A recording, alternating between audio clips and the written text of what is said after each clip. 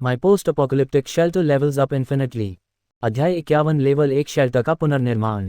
नया blueprint shelter को 8 हिस्सों में बांटता है जो शेन यितियन के डिज़ाइन से एक ज़्यादा है और इसमें एक कॉम्बैट सेंटर जोड़ा गया है। लगता है सिस्टम मुझे सबसे अच्छे से समझता है। सुमो का चेहरा हैरानी से चमक उठा जब उसने ब्लूप्रिंट में प्लान किए गए अलग अलग हिस्सों को ध्यान से देखा। पढ़ने के लिए गूगल सर्च करें। हालांकि कॉम्बैट सेंटर में अभी सिर्फ एक मॉनिटर टीवी है, मैं बाद में इसमें और भी पावरफुल चीज़ें ज़रूर जोड़ूंगा। जब शेल्टर को अपग्रेड करने का समय आएगा तो मैं इसे इसी प्लान के हिसाब से बढ़ाऊंगा। 2 बार देखने और यह कंफर्म करने के बाद कि जोड़ने के लिए कोई और चीज़ नहीं है, सुमो ने गेम पैनल खोला। Personal shelter level LV1। विवरण: पूरी तरह से पत्थर का बना शेल्टर बहुत मजबूत, बेहतरीन सुरक्षा देता है और नमी को रोकने और गर्मी देने में अनोखे तरीके से असरदार है। जगह: 140 स्क्वायर मीटर्स, 2 मीटर छत की ऊंचाई। अखंडता: 100%। सुविधाएं: लोहे का चूल्हा, बिस्तर, बड़ा सब्जी उगाने का बेस, सायोनिक कुएं का पानी निकालने वाला, खाने की मेज। अभी उपलब्ध अनुमतियां: शेल्टर लेआउट का पुनर्निर्माण करें, अपने आप पार्टीशन दीवारें बनाएं, एक बार कृपया ध्यान से एडजस्ट करें। शेल्टर लेआउट का पुनर्निर्माण करें पर क्लिक करने से पेज फ्लैश हुआ और जानी पहचानी इंटरफेस पर वापस आ गया। नीचे दाईं ओर पॉइंट्स फंक्शन ढूंढकर सुमो ने उस पर क्लिक किया। इस समय पुनर्निर्माण पॉइंट्स के तहत पहला पेड फंक्शन साफ तौर पर ब्लूप्रिंट आयात करें था। कीमत ज़्यादा नहीं थी, सिर्फ 15 पॉइंट्स, लेकिन ग्रुप शेल्टर में रहने वालों के लिए यह एक बहुत बड़ी रकम से कम नहीं थी। अपने स्टोरेज स्पेस को अपग्रेड करने के लिए 300 पॉइंट्स और दूसरी चीज़ों पर 54 पॉइंट्स खर्च करने के बाद सुमो ने पाया कि उसके पास अभी भी 278 पॉइंट्स थे जो बेस को मॉडिफाई करने की लागत को कवर करने के लिए काफ़ी थे। जैसे ही 15 पॉइंट्स काटे गए, उसके हाथ में मौजूद ब्लूप्रिंट रोशनी की एक धारा में बदल गया और बेस के अंदर बिखर गया। फिर गेम पैनल पर ब्लूप्रिंट सफलतापूर्वक लोड हो गया जिसमें सभी प्लान किए गए स्ट्रक्चर और खास डिटेल्स दिखाई दे रहे थे। प्रीलोड फंक्शन का इस्तेमाल करने की कोशिश करते हुए सुमो ने पाया कि वह प्लानिंग के बाद चीज़ों को सीधे तय जगहों पर ले जा सकता है, इसलिए उसने काम करना शुरू कर दिया। सबसे पहले उसे तारों को पत्थर की स्लैब में डालना था। ये काम सिर्फ गेम पैनल या सिस्टम ही कर सकता था। कुछ ही देर में जब सभी चीज़ों को अच्छे से कैटेगरी में बांटकर रख दिया गया तो सुमो ने मॉडिफिकेशन फंक्शन एक्टिवेट कर दिया। घबराए हुए दिल से सुमो ने अभी खुले बेस पर आखिरी बार गहरी नज़र डाली। अब उसे उससे कोई लगाव महसूस नहीं हो रहा था। पुराने को हटाओ, नए को लाओ। जमीन के नीचे से हल्के झटके आए जैसे कोई अदृश्य हाथ नींव को सहला रहा हो। कुत्ते के सिर वाला आदमी जो अभी भी जमीन पर लेटा हुआ था डर के मारे चारों ओर देखने लगा। उसे समझ नहीं आ रहा था कि इतना मजबूत बेस क्यों हिल रहा है और कांप रहा है। फिर एक ऐसा नज़ारा हुआ जिसने उसकी दुनिया को और भी हिला दिया। शेल्टर के एंट्रेंस की पत्थर की सीढ़ियां पिघलती हुई दिखीं, हवा में ही आग जैसे लाल लिक्विड में बदल गईं और फिर शेल्टर के अंदर गायब हो गईं। शेल्टर का मुख्य दरवाज़ा अपने आप खुल गया जिससे तेज धूप अंदर आ गई। अगले ही पल पूरा शेल्टर अपने आप नीचे धंसने लगा और दरवाजे और शेल्टर के बीच एक पत्थर का रास्ता बन गया। गहरी धूप अब सीधे पत्थर के रास्ते से अंदर नहीं आ सकती थी, लेकिन साथ ही बेस और भी ज़्यादा सुरक्षित हो गया। बेस के अंदर बीच की लाइट वाली जगह खिसकने लगी, धीरे धीरे बेस के ऊपरी दाहिने कोने की ओर बढ़ने लगी। बढ़ता हुआ बेस जो पहले सेंटर में था, ऐसा लग रहा था जैसे देवी देवताओं की मदद से धीरे धीरे जमीन से ऊपर उठकर ऊपरी दाहिने कोने में रोशनी की ओर बढ़ रहा हो। जमीन से अपने आप एक पत्थर की दीवार ऊपर उठी, शेल्टर की छत और फर्श के बीच खड़ी हो गई और समय के साथ स्थिर हो गई। अलग अलग चीज़ें तैरने लगी, कैटेगरी के हिसाब से अपनी अपनी जगहों पर जाने लगी और इसी तरह एक के बाद एक दीवारें ऊपर उठने लगीं। एक ही पल में शेल्टर जो पहले एक खुली जगह थी जहां प्राकृतिक रोशनी आती थी, पूरी तरह से अंधेरा हो गया। लेकिन साथ ही नई दीवारों के बनने से शेल्टर के स्ट्रक्चर में एक बड़ा बदलाव आया। पहले जो शेल्टर काफ़ी बड़ा था, अब उसमें लगभग 25 स्क्वायर मीटर का एक एरिया एंट्रेंस लिविंग रूम के तौर पर तय किया गया था। लिविंग रूम में पहले से बनी लकड़ी की मेज़ और स्टूल, साथ ही खंडहरों से मिली चाय की केतली और कप रखे गए थे। रोशनी का इस्तेमाल करके सुमो टटोलते हुए लिविंग रूम के अंदर दीवार तक पहुंचा। जैसे ही उसने उंगली दबाई, लिविंग रूम की छत से लटका हुआ लाइट बल्ब तेजी से जला और सारा अंधेरा दूर हो गया। लिविंग रूम के कोने में वह आदमी रहता था जिसका सिर कुत्ते जैसा था और उसके बगल में ओरियो लेटा हुआ था, निगरानी कर रहा था। इस बड़े बदलाव के समय ओरियो बहुत उत्सुक था, लेकिन सुमो के आदेश के बिना वह सिर्फ वहीं बैठा रह सकता था, जोर जोर से हाँफ रहा था। अपने स्टोरेज से टॉर्च निकालकर सुमो दूसरे कमरों की तरफ बढ़ा। प्लान के हिसाब से लिविंग रूम के पार्टीशन के पीछे सुमो का बेडरूम था जो पूरे शेल्टर का मुख्य बेडरूम भी था। अभी जब शेल्टर खुला था तो वह बड़ा लग रहा था, लेकिन जब उसे बांटा गया तो वह असल में बहुत छोटा था। अपने बेडरूम के लिए सूमो ने सिर्फ एक बेड और एक बेडसाइड टेबल के लिए जगह छोड़ी थी। दूसरे 2 बेडरूम भी अभी सिर्फ एक बेड के लिए ही बड़े थे, जिन्हें भविष्य में ज़रूरत के हिसाब से बड़ा किया जा सकता था। वेयरहाउस एंट्रेंस के दाईं ओर था। बिना दरवाजे वाले फ्रेम से अंदर जाने पर यह हथियारों और इक्विपमेंट के लिए जगह थी, और अंदर जाने पर रहने के सामान के लिए, और आखिर में दूसरी चीज़ों के लिए। 3 जुड़े हुए डिज़ाइन से न सिर्फ जगह बची, बल्कि चीज़ों तक पहुंचना भी बहुत आसान हो गया, जिससे इधर उधर भागने और हर जगह खोजने की ज़रूरत खत्म हो गई। एंट्रेंस के बाईं ओर छोटा कॉम्बैट सेंटर और एनर्जी सेंटर थे। बेडरूम और फसल उगाने वाले कमरे के बीच छोटा रिसर्च सेंटर था। स्ट्रक्चरल डायग्राम के लिए इस चैप्टर के नोट्स देखें। सूमो बेस के मौजूदा स्ट्रक्चर से परिचित होने से पहले 2 बार आगे पीछे चला। पिछले ओपन प्लान लेआउट की तुलना में इस स्ट्रक्चर ने दिखने वाले एरिया को काफ़ी कम करते हुए बेस के इंसुलेशन को कुछ हद तक बढ़ाया। बंद जगह में हीटिंग एफिशिएंसी पिछले ओपन प्लान लेआउट की तुलना में निश्चित रूप से बहुत ज़्यादा होगी। शेल्टर का सबसे बाहरी दरवाज़ा खोलते ही सूमो को एक और सुखद आश्चर्य हुआ। पिछले दरवाजे की तरह ये भी एक हल्की ढलान वाली सुरंग थी, लगभग 10 मीटर लंबी। इन 10 मीटर के अंदर सबसे बाहरी पत्थर के दरवाजे के अलावा बीच में एक और दरवाज़ा था। मौजूदा शेल्टर के सबसे अंदरूनी दरवाजे को मिलाकर यह एक 3 स्टेज का डिज़ाइन बन गया।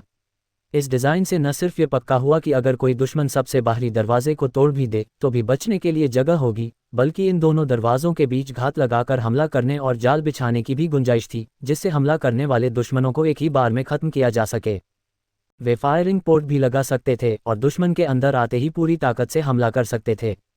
अगर पिछले बेस की सुरक्षा सिर्फ 5 थी तो इस बार ये सीधे 50 है। सुमो ने हैरानी से कहा। शेल्टर अपग्रेड के साथ मिली यह इजाज़त बहुत काम की थी। पिछला शेल्टर पत्थर का था और इस अपग्रेड के दौरान सभी पार्टीशन और कंपोनेंट पत्थर के बनाए गए, जिससे बहुत सारी परेशानी बच गई। टॉर्च पकड़े हुए सुमो को टूटे हुए टंगस्टन फिलामेंट बल्ब मिले जो वह खंडहरों से वापस लाया था। उसने पहले एक ठीक किया था और अब 3 और थे। इसके अलावा ये बल्ब अपने स्विच के साथ आए थे, जिससे वे बहुत सुविधाजनक थे। 3 बल्बों को एक एक करके ठीक करने के लिए 6 सर्वाइवल पॉइंट खर्च करने के बाद सबसे पहले उसने रात में काम करने के लिए बेडरूम में एक बल्ब लगाया। दूसरा लिविंग सप्लाई वेयरहाउस के ऊपर लगाया ताकि चीज़ें ढूंढते समय आसानी हो। आखिरी बल्ब सुमो ने छोटे रिसर्च सेंटर में लगाया। ये भविष्य में बेस के टेक्नोलॉजी ट्री का शुरुआती पॉइंट होगा। एक बार जब यह आपदा खत्म हो जाएगी तो उसे बेस के टेक्नोलॉजी ट्री को आगे बढ़ाने का तरीका पता लगाने में बहुत समय बिताना होगा। ओह हाँ, मैंने अभी तक वर्कबेंच नहीं बनाया है। अब आखिरकार मेरे पास इसके लिए जगह है। वर्कबेंच आखिरकार आ रहा है। जिन लोगों ने सैंडबॉक्स सर्वाइवल गेम खेले हैं वे जानते हैं कि मेरा क्या मतलब है। क्राफ्टिंग पेज खोलकर सूमो सीधे नीचे स्क्रॉल किया और वर्कबेंच क्राफ्टिंग आइकन ढूंढ लिया। अरे, ये वर्कबेंच आसमानी नीला क्यों है? क्या इस रंग का कोई खास मतलब है? हैरान होकर सूमो ने क्राफ्टिंग के लिए ज़रूरी सामान चेक किया। वर्कबेंच, लकड़ी 0/12, बीकर 0/1, सिंपल प्लास 0/1, simple work module 0/1, simple experiment module 0/1, simple welder 0/1, simple cutter 0/1, लोहे का ब्लॉक 0/12, कांच 0/2, सर्किट बोर्ड 0/4, तार 0/2। क्राफ्टिंग का सामान बहुत मुश्किल था। सिंपल मॉड्यूल के अलावा बहुत सारा ऐसा सामान था जो वर्कबेंच का हिस्सा नहीं लगता था। ज़रूरी सामान में से मेरे पास लकड़ी और लोहे के ब्लॉक काफ़ी स्टॉक में हैं। अच्छा हुआ मैंने पहले ही बहुत सारा बचा लिया था, नहीं तो अगर मुझे ये भारी और बड़ा सामान खरीदना पड़ता तो इसकी शिपिंग फीस बहुत ज़्यादा होती। अपनी थोड़ी सहलाते हुए, जिस पर अब हल्की दाढ़ी आ गई थी, सूमो बेस में बचे हुए सामान को याद करने लगा। शेल्टर में अभी भी कांच की 2 यूनिट बची थीं। पिछली बार जब उसने लाइट चैनल बनाया था तो सिर्फ थोड़ा सा कांच इस्तेमाल हुआ था। सूमो ने उसे डालकर देखा और पाया कि वह क्राफ्टिंग की ज़रूरतों को पूरी तरह से पूरा करता है। बीकर और प्लास की बात करें तो ये दोनों चीज़ें वर्कबेंच के साथ ही मिली थीं, इसलिए उन्हें दोबारा ढूंढने की ज़रूरत नहीं थी। बचे हुए सर्किट बोर्ड के लिए सूमो यूटिलिटी रूम में गया, थोड़ी देर ढूंढा और शेल्टर नंबर 2 से बचाए गए खराब सर्किट बोर्ड मिल गए। उस समय हालात बहुत ख़राब थे और उसने बस ऐसे ही कुछ बोर्ड उठा लिए थे जो उसे देखने में बेहतर लगे थे। लेकिन अभी भी 5 पीस बचे थे। 8 सर्वाइवल पॉइंट्स खर्च करके सूमो ने 4 हल्के खराब सर्किट बोर्ड को ठीक करने का फैसला किया। शेल्टर बनाने के बाद भी तार का बहुत सारा स्टॉक बचा हुआ था, जिसे असल में एक्सपेंशन के लिए रखा गया था और अब वह काम आ गया। तो अब जो चीज़ें कम हैं वे हैं work module, experiment module, welder और कटर। 4 बड़ी चीज़ें। कुछ सोचने के बाद सूमो ने उन्हें वर्ल्ड चैनल पर ढूंढने का फैसला किया। आपदा से पहले ट्रेड सीक्रेट के चक्कर में पड़ने और रीजनल चैनल पर अपनी किस्मत आजमाने के बजाय एक्सप्रेस फीस पर कुछ पॉइंट्स खर्च करके उन्हें जल्दी वापस पाना और अपनी लड़ने की ताकत बढ़ाना बेहतर था। ये जल्दी इस्तेमाल करो, जल्दी मजे लो, देर से इस्तेमाल करो, डिस्काउंट पाओ का समय नहीं था। एक बार जब ज़्यादातर लोगों को वर्कबेंच डिज़ाइन ब्लूप्रिंट मिल जाते तो इन मॉड्यूलर चीज़ों की कीमतें बढ़ना तय था। सुमो माफ़ करना, simple work module, experiment module, welder और कटर इकट्ठा कर रहा हूँ। अपनी कीमत बताओ। जैसे ही उसकी आवाज़ बंद हुई, शांत वर्ल्ड चैनल जहां मैसेज एक्सचेंज हो रहे थे अचानक ऐसे फट गया जैसे कोई एटम बम गिरा हो। वर्ल्ड चैनल के पर्सनल इस्तेमाल को आसान बनाने के लिए गेम ज़्यादातर जानकारी को फंक्शनली हटा देता है, जिससे सभी के लिए वर्ल्ड चैनल पर बातचीत करना और इकट्ठा होना बहुत मुश्किल हो जाता है। आखिरकार लाखों करोड़ों तेज़ी से आते जाते मैसेज को इंसान का दिमाग पढ़ नहीं सकता था। फिर भी सुमो की नज़र में चैट बॉक्स तेज़ी से स्क्रॉल हो रहा था। मैं बंजर ज़मीन में हूँ, अभी अभी प्लेन से उतरा हूँ, हाथ में पीएचडी है, महीने के लाखों कमाता हूँ। पहली लाइन में पूछ रहा हूँ कि क्या सू गॉड लैब मेंबर भर्ती कर रहे हैं, मैं बहुत काबिल हूँ। ऊपर वाले, अपना मुंह बंद रखो, मैं अभी एक नंबर बोलूँगा और तुम तुरंत गाड़ी में बैठ जाओगे। 5 सेकंड में एक स्पेसशिप और फिर 2 अंडरग्राउंड बेस बनाओ। पतझड़ में पहली कप चाय नहीं मिली, सू गॉड क्या आप इस छोटी सी लड़की को एक कप पतझड़ का सायोनिक पानी भेज सकते हैं? मैं कुछ भी कर सकती हूँ। मेरे पास एक सिंपल वर्क मॉड्यूल है, सिर्फ 10 एल सायोनिक पानी और मैं तुम्हारे साथ ट्रेड करूंगा। सुमो, बहुत ज़्यादा कीमतें और जो लोग बेकार की चीज़ें भेज रहे हैं, जल्दी निकल जाओ। मुझे मजबूर मत करो कि मैं आकर तुम्हें मारूं। बंजर ज़मीन में एक हफ्ते के बाद सुमो का कैरेक्टर बहुत बदल गया था। जो कड़वी बातें वह धरती पर कहने की हिम्मत नहीं करता था, अब उसके मुंह से आसानी से निकल रही थीं। इसी समय सुमो ने भी बेशर्म प्राइस बढ़ाने वाला बनना चुना। बाजार में वह पूरी तरह से खरीदार के बाजार में था। हो सकता है कि कई लोगों के पास ये चीज़ें हों, लेकिन अभी स्थिति ये थी कि सिर्फ सुमो के पास ही उन्हें इकट्ठा करने के लिए पैसे थे और वह गेम की ज़्यादा एक्सप्रेस फीस दे सकता था। उसकी तीखी बातों के बाद ट्रेड मार्केट में भेजी गई प्राइवेट रिक्वेस्ट में तुरंत बहुत कम बेकार की चीज़ें थीं। फिल्टर करने के बाद सभी आइटम को कीमत के हिसाब से ज़्यादा से कम कीमत में सॉर्ट किया गया। हे भगवान, कोई तो एक बढ़िया वर्क मॉड्यूल सिर्फ 300 मिलीलीटर सायोनिक पानी में बेच रहा है। खरीदो खरीदो खरीदो। सिर्फ 50 मिलीलीटर में एक सिंपल वेल्डर, इसे न खरीदना पक्का अनचाइनीज़ है। एक बढ़िया experiment module plus 2 kilogram baguette bread, सिर्फ 180 मिलीलीटर। हे भगवान, इतने सारे लोग आगे बढ़ रहे हैं, क्या ये बोरूटो से ज़्यादा मज़ेदार नहीं है? ट्रेड पैनल पर प्राइवेट तौर पर भेजी जा रही अजीब ट्रेड रिक्वेस्ट को देखकर सुमो पूरी तरह हैरान रह गई। कीमतें इतनी सस्ती कब हो गईं? जब हर कोई एक दूसरे के कोड नहीं देख पा रहा था, तो ये लोग थोड़े से सायोनिक पानी के लिए अपनी कीमतें पागलों की तरह कम करने के लिए इतने बेताब थे। सिर्फ 940 मिलीलीटर सायोनिक पानी और एक्सप्रेस फीस के लिए 24 डिजास्टर पॉइंट खर्च करने के बाद सुमो को ये चीज़ें मिलीं। Fine work module 1, fine experiment module 1, simple welder 1, simple cutter 1, screw 35। Bedroom variable frequency soft light desk lamp 1, 3 kilometres rechargeable walkie talkie तारांकन 2, एक इलेक्ट्रिक कंबल, क्लियर टेप का एक रोल और एक 5x zoom telescope. 2 kilogram baguette bread, red Apple drink का एक box, spicy slice का एक बैग, ड्रंकर्ड का एक बैग मूंगफली। पानी के एक छोटे से बेसिन से भी कम सामान के बदले में ढेर सारी चीज़ें निकालते हुए उस समय सुमो के मजबूत संयम के बावजूद उसे लगा कि उसका दिल जोर से धड़क रहा है। तो ब्लैक मार्केट मर्चेंट होने का एहसास ऐसा होता है। अफसोस कि मैं अपनी पिछली ज़िंदगी में बिजनेस में नहीं गया, मैंने अपना टैलेंट बर्बाद कर दिया। वर्ल्ड चैट में ट्रेड करने आए लोगों में से बहुत कम लोग जानते थे कि सुमो पहले ही बिजली के ज़माने में आ चुका था, इसलिए जो एक्स्ट्रा चीज़ें उन्होंने डाली वे सभी उस समय बहुत रेयर इलेक्ट्रिकल चीज़ें थीं।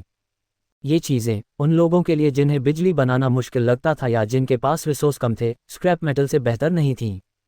लेकिन सुमो के लिए ये चीज़ें बहुत बढ़िया थीं। बाहर -20 डिग्री टेम्परेचर है, मैं इलेक्ट्रिक ब्लैंकेट प्लग इन करता हूँ, बिस्तर में घुस जाता हूँ, है ना ये कमाल का? खाने की बात करें तो वे या तो ऐसी चीज़ें थीं जिनसे आपको आसानी से प्यास लग जाती थी, या बैगेट जो हथियार का भी काम आ सकते थे। हालांकि सुमो के लिए इनमें से कोई भी प्रॉब्लम नहीं थी। सब कुछ कैटेगरी में बांटकर और एक जगह रखकर एक ही बार में अमीर बनने की खुशी का एहसास लहरों की तरह उमड़ पड़ा। खुश दिल से उसने क्राफ्टिंग के लिए ज़रूरी सभी चीज़ें इकट्ठा कीं। मुझे लगता है कि मेरी किस्मत बहुत अच्छी है। ये पहली बार है मैंने वर्कबेंच का ब्लूप्रिंट देखा है। इन लोगों को इसकी कीमत नहीं पता, इसीलिए मुझे यह इतनी आसानी से मिल गया। एक आह भरकर सुमो ने क्राफ्टिंग शुरू की। चुपचाप धरती पर एक बड़े डेस्क के साइज का एक वर्कबेंच अंधेरे खाली जगह में दिखाई दिया। एक सोच के साथ, एक गड़गड़ाहट के साथ, भारी वर्कबेंच को रिसर्च सेंटर में दीवार के सहारे नीचे कर दिया गया। यह आम चीज़ों से बना वर्कबेंच जैसे ही दिखाई दिया, सूमो को बहुत बड़ा झटका लगा। जो एक बीकर शुरू में वहां था, वर्कबेंच के क्राफ्टिंग मटेरियल में शामिल होने के बाद सीधे बड़े कांच के इंस्ट्रूमेंट्स का एक पूरा सेट बन गया। Distillation, extraction, liquid separation, refining, cutting, welding. कांच के इक्विपमेंट के साथ छेड़छाड़ करने के बाद तुरंत एक अजीब जानकारी ट्रांसमिट हुई। अपनी आंखें बंद करके सूमो ने इस जानकारी को मानने में 3 से 5 सेकंड लगाए और तुरंत समझ गया कि वर्कबेंच का इस्तेमाल कैसे करना है। उकड़ू बैठा हुआ जमीन पर थोड़ी सी कोशिश से सूमो ने वर्कबेंच के नीचे से लगभग आधे इंसान की ऊंचाई का एक वकाम आसानी से बाहर निकाल लिया। वकाम में मुश्किल बिजली के तार आपस में जुड़े हुए थे। कुछ बार इसे ठीक करने की कोशिश करने के बाद सूमो पावर काटने के लिए पावर रूम में वापस गया, फिर अपना सिर नीचे किया और वर्कबेंच के तारों को शेल्टर के मेन सर्किट से जोड़ा। वर्कबेंच की पावर चालू करने के बाद दांत पीसने जैसी भिनभिनाने जैसी आवाज़ आई। भारी वर्कबेंच ने अपना सेल्फ चेक शुरू कर दिया। नीचे का वकाम पावर चालू होने के बाद हिलने लगा और आखिर में वर्कबेंच के किनारे पर टिक गया। वर्कबेंच के सामने स्टूल को खिसकाते हुए सूमो ने एक विचार के साथ मन ही मन सिस्टम को वर्कबेंच की खासियतों को चेक करने के लिए बुलाया। वर्कबेंच बहुत बढ़िया जानकारी। जब प्लेयर वर्कबेंच का इस्तेमाल करता है तो एफिशिएंसी 10% बढ़ जाती है, फोकस 10% बढ़ जाता है और सक्सेस रेट बढ़ जाता है 10% बढ़ जाता है। स्पेशल एबिलिटी, क्राफ्टिंग टेबल का इस्तेमाल करके हाथ से आइटम बनाते समय आइटम की क्वालिटी प्लेयर की क्राफ्टिंग स्किल, क्राफ्टिंग के तरीके और क्राफ्टिंग टेबल की क्वालिटी के आधार पर अपने आप एडजस्ट हो जाएगी। ज़्यादा से ज़्यादा क्राफ्टिंग टेबल की क्वालिटी से एक लेवल ज़्यादा नहीं, कम से कम क्राफ्टिंग टेबल की क्वालिटी से कम नहीं। अपग्रेड डायरेक्शन 1, वर्कबेंच के 3 बेसिक बोनस एट्रीब्यूट को अपग्रेड करें। वर्कबेंच की टूल इंटीग्रिटी को पूरा करें। वर्कबेंच इस्तेमाल करते समय पावर की खपत कम करें, इसके लिए सर्वाइवल पॉइंट 525 चाहिए। अपग्रेड डायरेक्शन 2, वर्कबेंच की क्वालिटी को एक लेवल तक अपग्रेड करें। वर्कबेंच के काम करने के तरीके को बेहतर करें। वर्कबेंच के मटेरियल की क्वालिटी को बेहतर करें, इसके लिए सर्वाइवल पॉइंट 720 चाहिए। अपग्रेड डायरेक्शन 3, वर्कबेंच की क्वालिटी को एक लेवल तक अपग्रेड करें। वर्कबेंच की स्पेशल एबिलिटी को एक लेवल तक अपग्रेड करें। वर्कबेंच में दूसरा स्पेशल मॉडिफायर जोड़ने का मौका टेक्नोलॉजी साइड, इसके लिए सर्वाइवल पॉइंट 6550 चाहिए। इवैल्यूएशन, वर्कबेंच गुना हाथ से बना न्यूक्लियर बम।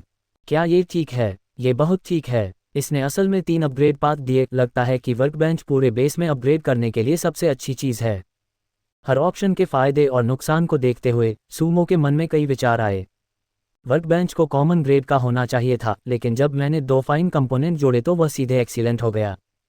अगर गेम पैनल से बनाए गए आइटम ग्रेड लेस हैं तो वर्कबेंच पर मैं जो कुछ भी बनाऊंगा वह कम से कम ग्रेडेड होगा, एक्सीलेंट क्वालिटी और शायद स्पेशल एबिलिटी भी मिलेगी। और अगर मैं सिस्टम का इस्तेमाल करके वर्कबेंच के स्टैट्स को परफेक्ट कर दूं तो मैं आराम से एक फावड़ा बना सकता हूं और वह फिर भी परफेक्ट ग्रेड का होगा। ये जानकर वह बहुत खुश हुआ। उसने जल्दी से एक लकड़ी और एक लोहा उठाया। सभी चीज़ों में से एक आयरन एक्स सबसे आसान लग रही थी। बस लोहे का एक टुकड़ा काट लो, उसे हथौड़े से ठोककर ब्लेड बना लो और एक ठीक ठाक कुल्हाड़ी के लिए उसे एक डंडे से बांध दो। वह शेल्टर के पावर रूम में गया, जनरेटर कनेक्ट किया, स्टेबल आउटपुट कंफर्म किया, फिर शेल्टर को जनरेटर पावर पर स्विच कर दिया। रोबोटिक आर्म की कटिंग और वेल्डिंग में बहुत ज़्यादा एनर्जी लगेगी। एक 400 लिथियम आयरन बैटरी इसे हैंडल नहीं कर सकती थी। उसने जल्दी से स्कैन करने के लिए मॉन्स्टर कोडेक्स खोला, टीवी से 1 किलोमीटर के दायरे का पता लगाया, कोई दुश्मन नहीं। फिर राहत महसूस करते हुए अपना रेनकोट पहना और वर्कबेंच पर चला गया। ठोस लकड़ी और लोहे से बनी बेंच बहुत बड़ी लग रही थी। सूमो बाईं ओर गया और start up self test button दबाया। एक लाल इंडिकेटर चमका। 3 सेकंड बाद यह एक अच्छा हरा रंग हो गया। साइड में लगी रोबोटिक आर्म ने खुद को चेक करना शुरू किया। एक पल के लिए हिली, फिर खुल गई, जिससे इंसानी हाथ के लिए एक जगह खुल गई। सूमो बैठ गया और उसने अपना दाहिना हाथ अंदर डाल दिया। स्नैप, प्रेशर सेंसर एक्टिवेट होते ही हाथ बंद हो गया, जिसने सूमो के हाथ के अगले हिस्से को पूरी तरह से ढक लिया। उसने स्टील से ढके हाथ को मोड़ा, चिकना और ताकतवर। बिजली ने हाथ का वजन इतना कम कर दिया कि उसे बिल्कुल भी प्रेशर महसूस नहीं हुआ। टर्बाइन, वेल्डर और जो ब्रांडिंग आयरन जैसा दिख रहा था, उसे देखते हुए उसने हाथ को दीवार की तरफ उठाया और मुस्कुराते हुए आह भरी। सॉरी, मैं आयरन मैन हूँ। उसने स्टील की लाइनों और औजारों के ढेर का मजा लिया। इस इंसान मशीन के मेल ने उसे गर्व से भर दिया। इंसान का शरीर बहुत कमज़ोर है, मुझे बस तब तक टिके रहना है जब तक मैं एक गुंडम ना बना लूँ। भविष्य में पर्सनल लड़ाई में रोबोट का इस्तेमाल ज़रूर होगा, और इस तबाही के बाद की बंजर ज़मीन में वह दिन ज़्यादा दूर नहीं होगा। उसने फैंटेसी को किनारे करके अपने स्टोरेज स्पेस का इस्तेमाल करके बेंच पर एक यूनिट लोहा और एक यूनिट लकड़ी रखी। उसने अपने बाएं हाथ से कटर का बटन दबाया, एक कर्कश चीख हवा में गूंज गई। उसके दाहिने हाथ पर लगा आरी का पहिया धीमी गति से घूमा, एक और बार दबाने पर उसकी गति तेज हो गई, तीसरी बार दबाने पर वह फिर से धीमी हो गई।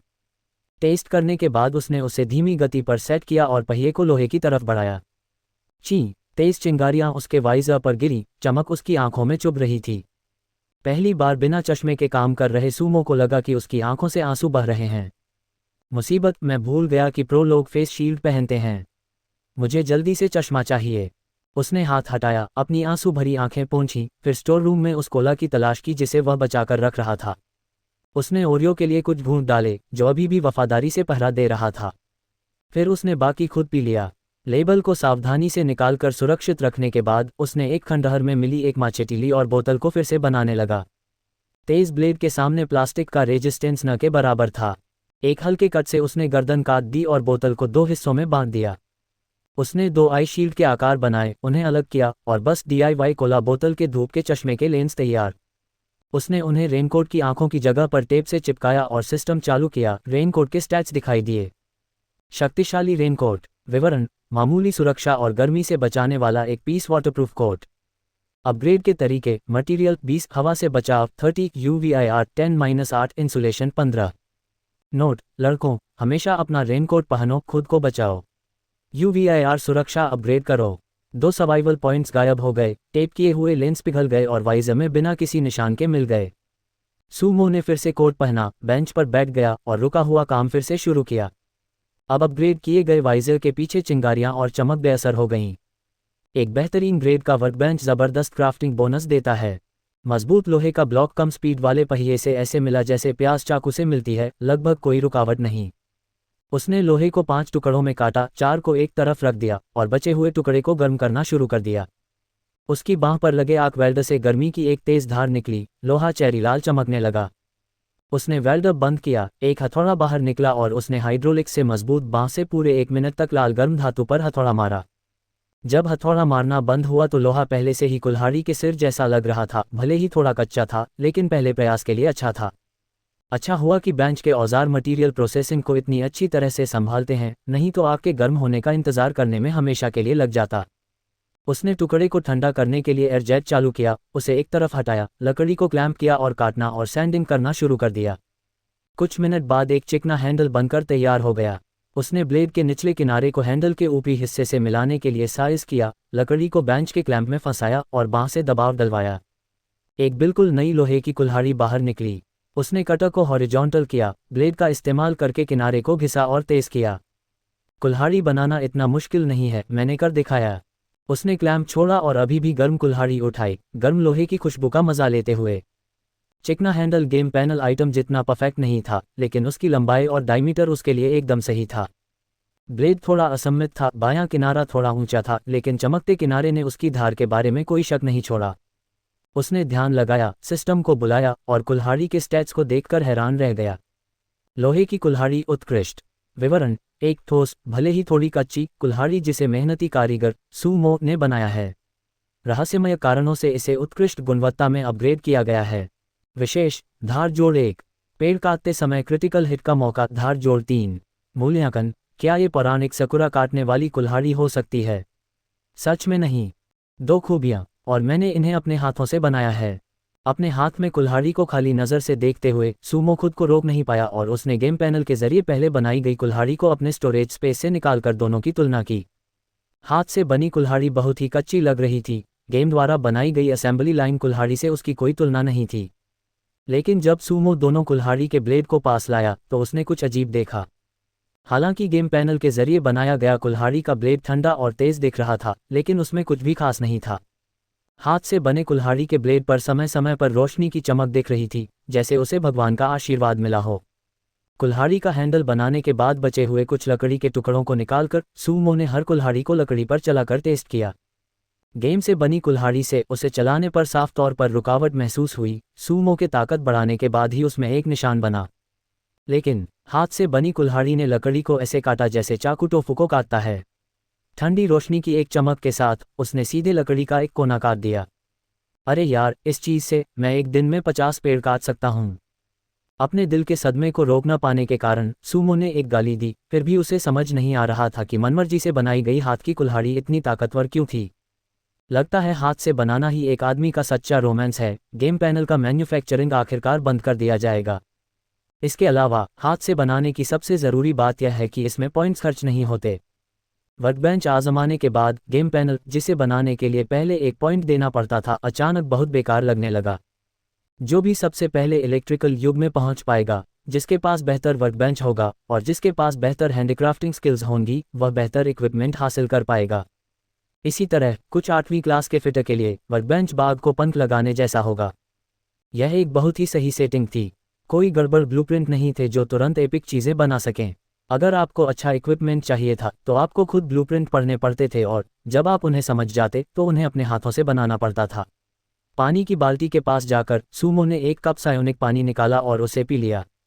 तभी उसका उत्साह थोड़ा कम हुआ। बेहतरीन क्वालिटी का इक्विपमेंट पहले से ही इतना पावरफुल है, अगर मैं अच्छी क्वालिटी की चीज़ें बना पाता तो यह शायद और भी ज़्यादा डरावना होता। वर्कबेंच का इस्तेमाल समझने के बाद सूमो जल्दी से उसके पास लौटा और तेज़ी से ध्यान लगाने लगा। इसके बाद उसने गेम पैनल द्वारा पहले बनाई गई सभी कॉमन क्वालिटी की चीज़ों को हटाने के लिए कई आसान टूल बनाने का प्लान बनाया। सभी चीज़ों में से सूमो ने सबसे पहले लोहे का फावड़ा चुना, जिसे दूसरे टूल की तुलना में बनाना ज़्यादा आसान था। चर्र अपना रेनकोट पहनकर सूमो तुरंत एक मास्टर कारीगर की तरह लग रहा था, जो पूरी एकाग्रता के साथ वर्कबेंच के सामने बैठा था। कटिंग मशीन से चिंगारियां आगे उड़ रही थीं। तेज आवाज के साथ लोहे के ब्लॉक को गूंथकर और मोड़कर टेढ़े मेढ़े छोटे क्यूब्स में बदला गया। कटिंग पूरी होने के बाद वह एक पल के लिए रुका। सूमो टेढ़े मेढ़े क्यूब्स को बीच में ले गया और उन्हें गढ़ना और हथौड़े से पीटना शुरू किया। मैकेनिकल हाथ की जबरदस्त ताकत से क्यूब्स धीरे धीरे आकार बदलने लगे।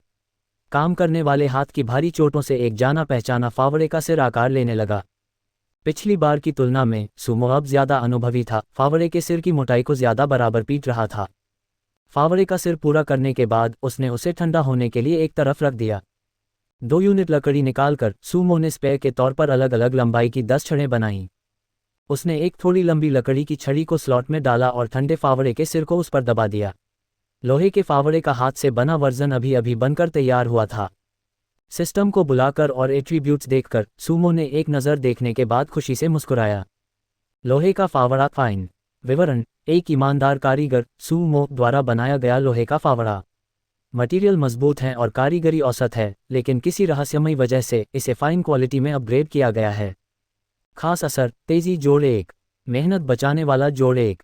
मिट्टी खोदते समय क्रिटिकल हिट की थोड़ी संभावना होती है। मिट्टी का रेजिस्टेंस बहुत कम हो जाता है। 20। इवैल्यूएशन: लोगों को दफनाने के लिए गड्ढे खोदने की आपकी खास टैलेंट की वजह से इस लोहे के फावड़े को बनाते समय आपको किस्मत का आशीर्वाद मिला है। एक बार जब मैं लोहे की कुल्हाड़ी बना लूँगा तो मैं एंट्रेंस पर सल्फर अयस्क निकालने की कोशिश करूँगा। फिर मैं हाथ से AK-47 बनाऊँगा। तस्क, इसके बारे में सोचना ही संतोषजनक है। अपने एक्साइटमेंट को दबाते हुए सूमो ने लोहे की कुल्हाड़ी बनाने में और आधा घंटा बिताया। दुर्भाग्य से, जैसा कि सिस्टम के डिस्क्रिप्शन में बताया गया था, जब तक किस्मत का धमाका न हो, एक्सीलेंट वर्कबेंच से बनने वाली ज़्यादातर चीज़ें सिर्फ एक्सीलेंट क्वालिटी की ही होंगी। ये लोहे की कुल्हाड़ी भी एक्सीलेंट क्वालिटी की थी। ये वर्कबेंच के क्रिटिकल हिट को ट्रिगर करके फाइन क्वालिटी तक नहीं पहुंच पाए। तीनों टूल बनाने के बाद सूमो ने वर्कबेंच की पावर बंद कर दी और कंजम्पशन चेक करने के लिए एनर्जी रूम में गया। बुरा नहीं है। इसने सिर्फ 7 किलोवाट घंटे की खपत की। यह एनर्जी कंजम्पशन अभी के लिए ठीक है। शायद जब मेरे पास समय होगा तो मैं कुछ हाई क्वालिटी क्रॉसबो बोल्ट बनाने की कोशिश कर सकता हूँ। उसने जनरेटर को आराम देने के लिए बंद कर दिया। बैटरी पावर पर स्विच करने के बाद सूमो शेल्टर के लिविंग रूम में लौटा, एक बड़ा कप सायोनिक पानी पिया और अपना गियर पहनने लगा। ओरियो जल्दी से दौड़कर आए, ये दिखाते हुए कि वह भी बाहर जाना चाहती है। झुककर सूमो मुस्कुराया और ओरियो के सिर पर हाथ फेरा, धीरे से कहा, अच्छी बच्ची बनो, इस आदमी पर नज़र रखना। मैं बस बाहर कुछ पत्थर खोदने जा रहा हूँ। मैं ज़्यादा दूर नहीं जाऊँगा और जल्दी ही वापस आ जाऊँगा। ये सुनकर कि सूमो खेलने के लिए बाहर नहीं जा रहा है, ओरियो ने अपना कुत्ते जैसा मुंह बनाया, अपनी बिना बालों वाली छोटी पूंछ हिलाई और नाराज होकर वापस लेट गई। ओरियो को इस तरह देखकर और फिर कोने में सोए हुए कोबोल्ट को देखकर सूमो को समझ नहीं आया कि हंसे या रोए। हस्कीज बहुत ज़्यादा एनर्जी वाले कुत्ते माने जाते हैं, लेकिन ओरियो का हाल का व्यवहार बहुत अजीब था। वह अक्सर पेट भरने के बाद आराम करने के लिए लेट जाती थी और उसे नहीं पता था कि ऐसा क्यों था। अपना सिर हिलाते हुए उसने इन फालतू विचारों को अपने दिमाग से निकाल दिया। सूमो कॉम्बैट कमांड सेंटर गया और आसपास का जायजा लेने के लिए टेलीविज़न चालू किया। एक दिन से ज़्यादा एसिड रेन के बाद सभी चीज़ों में ज़िंदगी के निशान दिख रहे थे। ये भयानक जहर जिससे इंसान हर कीमत पर बचते थे पौधों के लिए कीमती अमृत था। जो घास पहले सूखी और पीली थी वह भरी होने लगी थी। जिस झाड़ी में कोबोल्ट स्क्वाड दफन था उसने देखने के लिए जूम किया लेकिन उसे कोई पैरों के निशान नहीं मिले। आसपास स्कैन करने के बाद सूमो ने देखा कि दो मुर्गी जैसे जीव एक एसिड रेन झील के किनारे आराम से पानी पी रहे थे जो पहले ही काफ़ी बड़ी हो चुकी थी। अरे यह क्या है, क्या एसिड रेन इन्हें खराब नहीं करती? जूम करके सूमो ने हैरानी से देखा कि दो बंजर ज़मीन की मुर्गियां बहुत आराम से एसिड रेन झील का पानी पी रही थीं। उनके पंख बंजर ज़मीन की मिट्टी जैसे हल्के पीले रंग के थे और उनके सिर पर एक छोटी लाल कलगी थी। दो थोड़े बड़े पंखों के नीचे मुलायम गुलाबी मांस दिख रहा था। उनकी छोटी भूरी चोंच और गहरे काले रंग की आंखें थीं। उनके पंजे धरती की मुर्गियों से बड़े होने के अलावा उनके बाकी हिस्से मूल रूप से गांव की मुर्गी जैसे ही थे। गेम पैनल खोलकर उसने मॉन्स्टर इलस्ट्रेटेड हैंडबुक के स्कैनिंग बार पर नेविगेट किया। एक सोच के साथ उसने दिन का अपना पहला प्रयास किया। पता चला खिलाड़ी से 114 मीटर दूर दो जंगली पंखों वाली मुर्गियां। खतरे का स्तर 12। कृपया सावधानी से आगे बढ़ें। आज बचे हुए प्रयास 2/3। जंगली पंखों वाली मुर्गियां। हैंडबुक खोलकर सूमो ने सीधे इस बंजर ज़मीन के जीव की खूबियां देखीं। जंगली पंखों वाली मुर्गी एक बंजर ज़मीन का जीव जिसमें बहुत कम आक्रामक प्रवृत्ति होती है। इसका पाचन तंत्र बहुत मजबूत होता है और यह मध्यम स्तर से नीचे के खाने के जहर का सामना कर सकता है। इसमें अच्छी गतिशीलता होती है। एक बार जब ये घोंसला बना लेता है तो यह आसानी से तब तक नहीं हिलता जब तक कि उसे किसी बाहरी ताकत या प्राकृतिक दुश्मन का सामना न करना पड़े। वे अक्सर पानी के स्रोतों के पास रहते हैं। कमजोरी, तेज़ आवाज़ों से बहुत डरता है। तेज़ आवाज़ सुनने पर यह ज़मीन पर बैठ जाएगा और हिल नहीं पाएगा। खतरे का लेवल 12। हे भगवान, क्या तुम लोग सिर्फ मुझे अंडे देने आए हो? तीसरी बार यह कन्फर्म करने के बाद कि ये दोनों जंगली पंखों वाले मुर्गियां एसिड रेन वाली झील के पास बस गए हैं, सूमो ने एक्साइटेड होकर टीवी बंद किया और अपने नए पड़ोसियों से मिलने के लिए सीधे पीछे के दरवाजे की तरफ गया। पड़ोसी इतने दूर कैसे हो सकते हैं? मेरा शेल्टर सर्दियों में गर्म और गर्मियों में ठंडा रहता है। जंगल में रहना अंदर आने जितना आरामदायक बिल्कुल नहीं है। नीचे झुककर सूमो तेजी से छोटे रास्ते से चलकर उसके आखिर तक पहुंचा, छोटा पत्थर का दरवाज़ा खोला और बाहर निकल गया। दूर मौजूद दो वेस्टलैंड फाउल ने भी सूमो इस बिन बुलाए मेहमान को देख लिया था। ये कहना पड़ेगा वे काफ़ी बहादुर थे, बस कुड़कुड़ा रहे थे, हिले नहीं। अरे नमस्ते, मैं तुम्हारा पड़ोसी सूमो हूँ। अपने कदम धीमे करते हुए सूमो धीरे धीरे दोनों वेस्टलैंड फाउल के पास पहुंचा। उसकी चाल बहुत धीमी थी और वेस्टलैंड फाउल ने कोई बेचैनी वाली प्रतिक्रिया नहीं दिखाई। जब तक बहुत ज़रूरी न हो, सूमो अपने दो नए पड़ोसियों को खुशहाल जिंदगी के लिए शेल्टर में बुलाने के लिए जोश भरे तरीकों का इस्तेमाल नहीं करना चाहता था। हालांकि सूमो ने अभी भी अपने आकर्षण को कम आंका था। जब वेस्टलैंड फाउल से दूरी सिर्फ 30 मीटर रह गई तो सरसराहट के साथ दोनों वेस्टलैंड फाउल ऐसे तेजी से भागे जैसे उन्हें कोई खजाना मिल गया हो। उनका निशाना दूरी नहीं थी, वह सूमो था। उनके बड़े पैरों ने वेस्टलैंड फाउल को एक इंसान के जवान जितनी दौड़ने की स्पीड दी। 3 से 5 सेकंड के अंदर वे सूमो के पैरों तक पहुंच गए। दोनों प्यारे छोटे मुर्गियां अगल बगल बैठ गईं और सूमो को जलती हुई आंखों से देखने लगीं। अरे, क्या मेरी हैंडसमनेस ने प्रजातियों की सीमा पार कर ली है? ये थोड़ा ज्यादा ही डूबने वाला है। अपना चेहरा छूते हुए सूमो पूरी तरह हैरान था, लेकिन जब सूमो ने करीब से देखा तो उसने पाया कि दोनों वेस्टलैंड फाउल उसके चेहरे को नहीं बल्कि उसके कपड़ों पर रेनकोट के अंदर एक छोटे से पानी के धब्बे को देख रहे थे। क्या ये साइकिक पानी है जिसने उन्हें आकर्षित किया? थोड़े शक के साथ सूमो ने अपने स्टोरेज स्पेस से साइकिक पानी वाली बोतल निकाली। उसने बोतल का ढक्कन थोड़ा ढीला किया। जैसे ही साइकिक पानी की खुशबू फैली, दोनों वेस्टलैंड फाउल की आंखों में लालसा और भी साफ दिखने लगी। उनके इंसानों जैसी विनती वाली भावभंगिमा देखकर किसी को भी उन पर तरस आ जाए। कुछ सोचने के बाद सूमो ने लकड़ी का एक छोटा टुकड़ा निकाला। झुककर उसने बोतल से थोड़ा पानी लकड़ी पर डाला। दोनों वेस्टलैंड फाउल तुरंत दौड़कर आए और कुड़कुड़ाते और चोंच मारते हुए पानी पीने लगे। मीठा मीठा साइकिक पानी पीने के बाद दोनों वेस्टलैंड फाउल के चेहरों पर थोड़ी खुशी आ गई। उसने थोड़ा पानी डाला और उन्होंने पी लिया। उसने थोड़ा और डाला और दोनों वेस्टलैंड फाउल ने अपना सिर नीचे किया और कुछ और बार जोर से चोंच मारी। कुल मिलाकर लगभग 100 मिलीलीटर पानी पीने के बाद दोनों वेस्टलैंड फाउल ने आखिरकार अपना सिर ऊपर उठाया, जिसका मतलब था कि उनका पेट भर गया था। उनकी भूख ज्यादा नहीं है, लेकिन वे मुझे इतनी अजीब तरह से क्यों देख रहे हैं? ढक्कन वापस लगाने और साइकिक पानी की बोतल को अपनी स्टोरेज स्पेस में रखने के बाद सूमो ने फिर से वेस्टलैंड फाउल को देखा और अचानक उसे एक चीज दिखी। भरोसा। भरोसा क्यों? सूमो ने कुछ कदम चलने की कोशिश की और दोनों वेस्टलैंड फाउल उसके पीछे पीछे चले। सूमो ने कुछ कदम दौड़ने की कोशिश की और दोनों वेस्टलैंड फाउल उसके पीछे पीछे चले। ऐसा लग रहा था जैसे वह किसी आरपीजी गेम में पालतू जानवरों को ले जा रहा हो। साइकिक पानी पीने के बाद दोनों वेस्टलैंड फाउल में ऑटोमेटिक फॉलो कमांड प्रोग्राम हो गया था। सूमो रेत के टीले के चारों ओर एक बड़ा चक्कर लगाकर सामने के दरवाजे पर लौट आया। दोनों वेस्टलैंड फाउल भी बिना भटके सामने के दरवाजे पर पहुंच गए। ऐसा लग रहा था कि उन्होंने सूमो को पहचान लिया था। उन्हें बिल्कुल भी डर नहीं था कि वह उन्हें नुकसान पहुंचा सकता है। क्या तुमने नहीं कहा था कि तुम अपना घोंसला नहीं बदलोगे? क्या तुम्हें यकीन है कि ये ऐसे चिपके रहने वाले फॉलोअर्स नहीं हैं जो इंसान को देखकर अपना घर भूल जाते हैं? अपने पीछे चल रहे फॉलोअर्स को देखकर सूमो को समझ नहीं आ रहा था कि हंसे या रोए। शेल्टर के पिछले दरवाजे पर लौटकर जैसे ही सूमो अंदर गया, दोनों वेस्टलैंड फाउल भी उसके पीछे पीछे चले आए। अंदर ओरियो ने अनजान गंध सुनकर तुरंत जोर से भौंका और पिछले दरवाजे की ओर भागा। लेकिन जब उसने अपने दो नए साथियों को शामिल होते देखा तो उसके इंसानों जैसे कुत्ते के चेहरे पर एक बेकाबू खुशी आ गई। नहीं, ओरियो को वेस्टलैंड फाउल के साथ गड़बड़ नहीं करनी चाहिए, है ना? ओरियो की आंखें बहुत शरारती थीं, जिससे सूमो को अपनी पिछली जिंदगी के गिफ के मशहूर सीन याद आ गए जहां अलग अलग कुत्ते मुर्गियों को चिढ़ाते थे। अपना सिर झुकाकर सूमो ने ओरियो को छेड़ने का नाटक किया, जिससे ओरियो शरारत में जमीन पर लोटपोट हो गया। ओरियो को सहलाते हुए सूमो ने उसके पेट पर पिस्सू देखने का नाटक किया, लेकिन असल में उसकी आंखें तेजी से इधर उधर घूमी और उसने ओरियो के नीचे के हिस्से पर नजर डाली। ओरियो एक लड़की है, ये तो राहत की बात है। क्या ओरियो सच में एक लड़की है? सूमो के मन में एक के बाद एक दो विचार आए।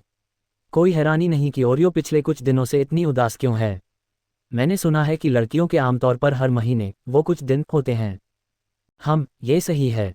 ओरियो के उदास होने का कारण पता चलने पर सूमो का मूड काफी बेहतर हो गया। उसने जल्दी से ओरियो को एक तरफ बैठने के लिए कहा ताकि नए पड़ोसियों को डराए नहीं। तुम जिसके पंख ज्यादा लाल हैं, इस आकार के साथ मैं तुम्हें बिग स्पार्क कहूंगा। और तुम जिसके पंख थोड़े हल्के हैं, मैं तुम्हें लिटिल स्पार्क कहूंगा। दो वेस्टलैंड फाउल का नाम रखने के बाद एक लंबा और एक छोटा, एक लाल और एक हल्का। सूमो ने एक छोटा बेसिन निकाला, उसे साइकिक पानी से भरा और उसे मौजूदा 50 स्क्वायर मीटर के फसल उगाने वाले कमरे में रख दिया। जैसे ही दोनों वेस्टलैंड फाउल ने साइकिक पानी का बेसिन देखा, उनकी आंखें सीधी उस पर चली गईं। जैसे ही सूमो ने उसे कोने में रखा, बिग स्पार्क और लिटिल स्पार्क जल्दी से पास भागे और लेट गए। ऐसा लग रहा था जैसे वे अपनी जगह की जान देकर रक्षा करेंगे। ओह, तो उन्होंने अपने घोंसले बना लिए हैं, है ना? इन्हें बेवकूफ़ बनाना सच में बहुत आसान है। ओरियो की जलती हुई नज़र देखकर सूमो के पास कोई चारा नहीं था सिवाय ओरियो को कमर से उठाकर कल्टीवेशन रूम से बाहर ले जाने के। मैं तुम्हें चेतावनी दे रहा हूँ ओरियो, तुम बिग स्पार्क और लिटिल स्पार्क के साथ खेल सकते हो, लेकिन तुम्हें उन्हें परेशान करने की इजाज़त नहीं है। वे हमारे बेस के नए सदस्य हैं। ओरियो उसकी बाहों में बहुत शर्मीला था। पहली बार सूमो के गले लगने का आनंद लेते हुए उसने अपना कुत्ते का सिर सूमो की छाती में छिपा लिया और लगातार रगड़ रहा था। वह धीमी धीमी रोने जैसी आवाज़ें निकाल रहा था। तो मैं इसे मान लेता हूँ। घर का ध्यान रखना, मुझे अभी भी बाहर जाकर कोयला खोदना है ताकि तुम्हारा पेट भर सकूं। ओरियो को वापस उस कोने में ले जाने के बाद जहां कुत्ते के सिर वाला आदमी लेटा था, सूमो ने अपने कपड़े ठीक किए। बंजर जमीन में जिंदा रहने के लिए न सिर्फ काफ़ी ताकत चाहिए थी, बल्कि कभी कभी थोड़ी सी किस्मत भी। जैसे कि एसिड रेन वाली झील जो गलती से नाली से बनी थी, जिसे पहले बेस के डेवलपमेंट में रुकावट माना जा रहा था। अब अजीब तरह से ये दो वेस्टलैंड फाउल ले आई थी।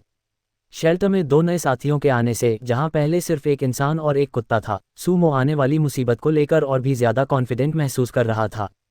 अभी 13 दिन बाकी हैं, घबराने की ज़रूरत नहीं है। जब तक कोई मॉन्स्टर हमला करने नहीं आता, मुझे पहले से ही 70% यकीन है कि मैं इस मुसीबत से निकल जाऊंगा। लेकिन ये काफ़ी नहीं है। मुझे ग्लोबल शेल्टर में नंबर 1 रैंकिंग हासिल करनी है, ज़्यादा डिजास्टर पॉइंट्स कमाने हैं ताकि मैं अपनी लीडिंग पोजीशन बनाए रख सकूं। कुछ देर खुद से बड़बड़ाने के बाद सूमो का चेहरा और भी शांत और पक्का हो गया। शेल्टर का सामने वाला दरवाज़ा खोला। पहली बार सूमो ने दोबारा बनाए गए सामने के रास्ते में कदम रखा। अभी शेल्टर के पास रास्ते को बारबिकन प्रोटोटाइप में बदलने के लिए पैसे नहीं थे, लेकिन डिज़ाइन में पहले से ही फायरिंग पोर्ट्स रखे गए थे। पत्थर के शेल्टर को अपग्रेड करने से मिली बची हुई रोशनी की वजह से गेम पैनल ने बाहर निकलने के रास्ते को भी अपने आप पत्थर का बना दिया था। पत्थर की दीवार पर उंगली के साइज के फायरिंग छेदों को छूते हुए सूमो इमोशनल हो गया। ऐसा कंस्ट्रक्शन अगर कोई अकेला इंसान करता बिना गेम अपग्रेड की सुविधा के और सिर्फ जोर लगाकर, तो इसे बनाना बिल्कुल नामुमकिन होता। ये सभ्यता की निशानी थी जो सिर्फ कई इंसानों की कोशिशों के मेल से ही बन सकती थी। सर्वाइवल गेम अकेले खेलने वालों की मदद के तौर पर अकेले खिलाड़ियों को काफ़ी सुविधा देता था। दूसरा दरवाज़ा और फिर सबसे बाहरी दरवाज़ा खोलने के बाद टनल इफेक्ट से ताज़ी हवा अंदर आई। रास्ते की गहराई देखने के बाद सूमो ने इस बदलाव के बाद बेस के धंसने का पता लगाया। अगर मेरा पिछला अंडरग्राउंड बेस सिर्फ ऊपरी मिट्टी के नीचे बना था, तो इस बार यह ऊपरी मिट्टी के पूरे 5 मीटर नीचे चला गया है। फर्श की ऊंचाई जोड़ने पर शेल्टर का ग्राउंड लगभग 10 मीटर ज़मीन के नीचे होना चाहिए। थोड़ा अंदाज़ा लगाने के बाद सूमो ने बड़ा दरवाज़ा बंद किया और झाड़ियों वाले इलाके की ओर चला गया। शेड्यूल बहुत टाइट था और 1 सेकंड भी बर्बाद नहीं किया जा सकता था। अब पास में सल्फर अयस्क निकालने का समय था। ऐतिहासिक रिकॉर्ड में सल्फर अयस्क, जो एक प्राकृतिक खनिज है, बाइबल के समय से ही पाया गया था और इसे ब्रिमस्टोन कहा जाता था। प्राचीन मिस्र और ग्रीक रिकॉर्ड में सल्फर का इस्तेमाल दवा और धूनी के लिए किया जाता था। शुरुआती खनन में सिजली जैसे ज्वालामुखी वाले इलाकों में खनिक काम करते थे और 20वीं सदी तक नमक के गुंबदों पर भी सल्फर पाया जा सकता था। आमतौर पर सल्फर अयस्क या तो ज्वालामुखी या नमक के गुंबद वाले क्षेत्रों में पाया जाता है। यह इलाका ऐसा नहीं लगता कि यहाँ सल्फर अयस्क मिल सकता है। क्या ये सच में बस बेतरतीब ढंग से दबे हुए संसाधन बिंदु हैं, या ड्रॉप से पहले यहाँ ज्वालामुखी गतिविधि हुई थी? मिट्टी को ध्यान से खोदते हुए सूमो को छोटे कंकड़ जैसे सल्फर अयस्क के टुकड़े मिले। आमतौर पर अगर कोई ध्यान से न देखे या उसे पता न हो कि यहाँ खनिज हैं, तो वह इसे सल्फर बिल्कुल नहीं पहचानेगा, बस इसे रंगीन कंकड़ समझेगा। इलाके का पीछा करते हुए सूमो ने अपने कदमों से टूटे हुए सल्फर अयस्क के फैलाव की सीमा को मापा और लगभग 100 मीटर के दायरे में इसके निशान पाए। एक बार चक्कर लगाने के बाद उसे एक छोटी, बिना पेड़ों वाली ढलान मिली जहां जमीन थोड़ी ऊंची थी। सूमो ने अपना बेहतरीन क्वालिटी का फावड़ा निकाला और खोदना शुरू कर दिया। हे भगवान, क्या ये बेहतरीन क्वालिटी का फावड़ा आम फावड़े से इतना ज़्यादा मजबूत हो सकता है? लोहे के फावड़े पर एक रोशनी चमकी, क्योंकि उसने पहले ही वार में एक क्रिटिकल हिट किया, जिससे 20 सेकंड के लिए मिट्टी का प्रतिरोध बहुत कम हो गया। एक ही बार में ऐसा लगा जैसे टोफू खोद रहे हों। सूमो ने आसानी से फावड़ा भरकर मिट्टी निकाल ली। जैसे ही मिट्टी हटाई गई, सूमो ने चारों ओर खोदा और ये पक्का करने के बाद कि अंदर टूटे हुए सल्फर अयस्क हैं, आत्मविश्वास से खोदना शुरू कर दिया। गड्ढा खोदना भी एक हुनर का काम है। अगर कोई बस नीचे की ओर खोदता है, तो आसपास की अस्थिर संरचना के ढहने से वह आसानी से दब सकता है और मर सकता है। जब सूमो बच्चा था तो उसने खुद देखा था कि उसके गांव में कोई तहखाना खोद रहा था, लेकिन 2 मीटर गहरा होने से पहले ही आसपास की मिट्टी की संरचना ढह गई। जब तक पड़ोसियों को पता चला, तब तक वह व्यक्ति मिट्टी से ढक चुका था। उसका मुंह और नाक बंद हो गए थे और वह 2 मीटर से भी कम गहरे छोटे गड्ढे में दम घुटने से मर गया था। इसलिए सूमो ने सुरक्षा के लिए कुछ दक्षता की कुर्बानी देते हुए सबसे सुरक्षित कदम दर कदम खोदने का तरीका चुना। तेज धूप में सूमो के बगल में फावड़े से मिट्टी का ढेर लगता जा रहा था।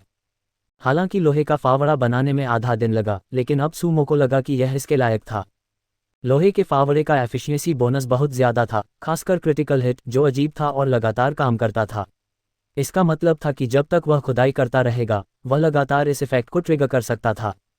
बिना मैकेनिकल औजारों के खुदाई के लिए ये लोहे का फावड़ा पूरी तरह से आधे एक्सकेवेटर का काम कर सकता था।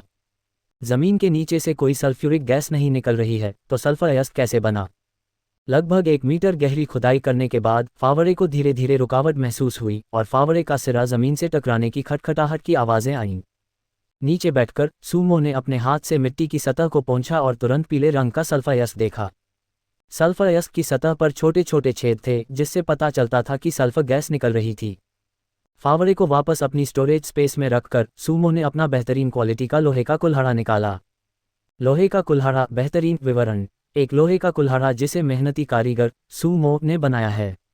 सामग्री ठोस है, कारीगरी थोड़ी कच्ची है, लेकिन किसी अनजान कारण से इसे बेहतरीन क्वालिटी में अपग्रेड किया गया है। विशेष प्रभाव तेजी जोड़। एक अयस्क निकालते समय क्रिटिकल हिट का थोड़ा मौका होता है, 5 से कम ताकत वाले अयस्क टूट जाते हैं। मूल्यांकन। ये दुख की बात है कि यह वह शानदार सुनहरा कुल्हाड़ा नहीं है।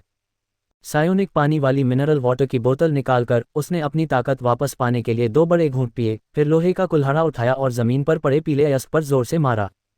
एक संतोषजनक आवाज आई। जमीन पर पड़ा अपेक्षाकृत कठोर पीला सल्फर अयस्क तुरंत छोटे छोटे टुकड़ों में टूट गया।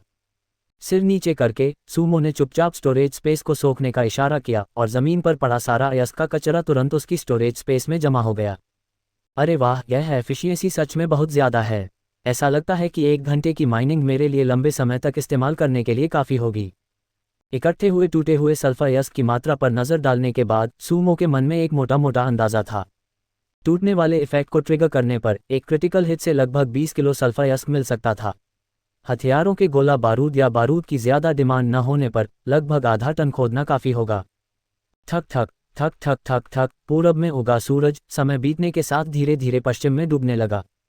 हर 5 मिनट खोदने के बाद सूमो को अपना सिर ऊपर उठाना पड़ता था, गड्ढे से बाहर निकलना पड़ता था और आसपास म्यूटेटेड जीवों के किसी भी निशान के लिए चारों ओर देखना पड़ता था। धीरे धीरे सूरज आखिरकार क्षितिज पर पहुंच गया। सूरज की रोशनी की एक किरण फैली, विशाल जमीन पर बिखर गई और धरती को सल्फर के रंग की हल्की सी चमक से रोशन कर दिया। ठीक है, इतनी खुदाई काफ़ी है। जब ये खत्म हो जाएगा तो मैं और खोदने आऊँगा। इतनी सारी चीज़ों को रखने की कोई जगह नहीं है। अपना सिर उठाकर सूमो ने आसमान की ओर देखा और अपना काम रोक दिया। इस समय उसके 2 क्यूबिक मीटर के स्टोरेज में बची हुई जगह लगभग सल्फर अयस्क से भर गई थी। शुद्धिकरण की क्षमता के अनुसार उसे काफ़ी समय तक सल्फर की कमी नहीं होगी। गड्ढे से बाहर निकलकर उसने अपनी रेन जैकेट से मिट्टी झाड़ी और खोदी हुई मिट्टी को फिर से भरना शुरू कर दिया। बिना स्रोत वाला सल्फर खत्म हो जाएगा और इसे मिट्टी में दबाने से सल्फर अयस्क के खराब होने का समय बढ़ सकता है। जिस छोटी ऊंची ढलान को उसने खोदा था वह ढकने के बाद समतल जमीन बन गई। निशान बनाने के बाद सूमो मुड़ा और शेल्टर में लौट आया। बाहर की गर्मी की तुलना में शेल्टर नीचे होने के कारण एक ठंडे तहखाने जैसा लग रहा था। जैसे ही वह एंट्रेंस टनल में घुसा, ज़्यादातर गर्मी कम हो गई और शेल्टर के अंदर जाने के बाद ही तापमान फिर से बढ़ा। बिना नहाए ये दिन कब खत्म होंगे। हथियार और उपकरण वाले कमरे में खड़े होकर अपनी रेन जैकेट उतारकर और अपनी अंदर की शर्ट को देखकर जो उमस के कारण पीली पड़ गई थी, सूमो का चेहरा दुख से भर गया। कपड़े धोने के लिए सायोनिक पानी का इस्तेमाल करना इतनी बर्बादी वाली बात थी कि अभी वह ऐसा नहीं कर सकता था क्योंकि वह अभी भी इसे बचाकर रख रहा था। चीनी लोगों के जीन्स में जमाखोरी की आदत बसी हुई है। भले ही उसने पहले ही लगभग 20 लीटर सायोनिक पानी जमा कर लिया था, सूमो सुबह सिर्फ थोड़े से पानी में कपड़ा भिगोकर अपना चेहरा पोंछने की हिम्मत करता था। यह पागलपन है। इस दुनिया में अचानक अरबों धरती के लोग आ गए और किसी को भी पानी के स्रोत के पास नहीं रखा गया। मैं सिर्फ बर्फीले तूफान के आने का इंतजार कर सकता हूं ताकि बड़ी मात्रा में साधारण पानी जमा कर सकूं।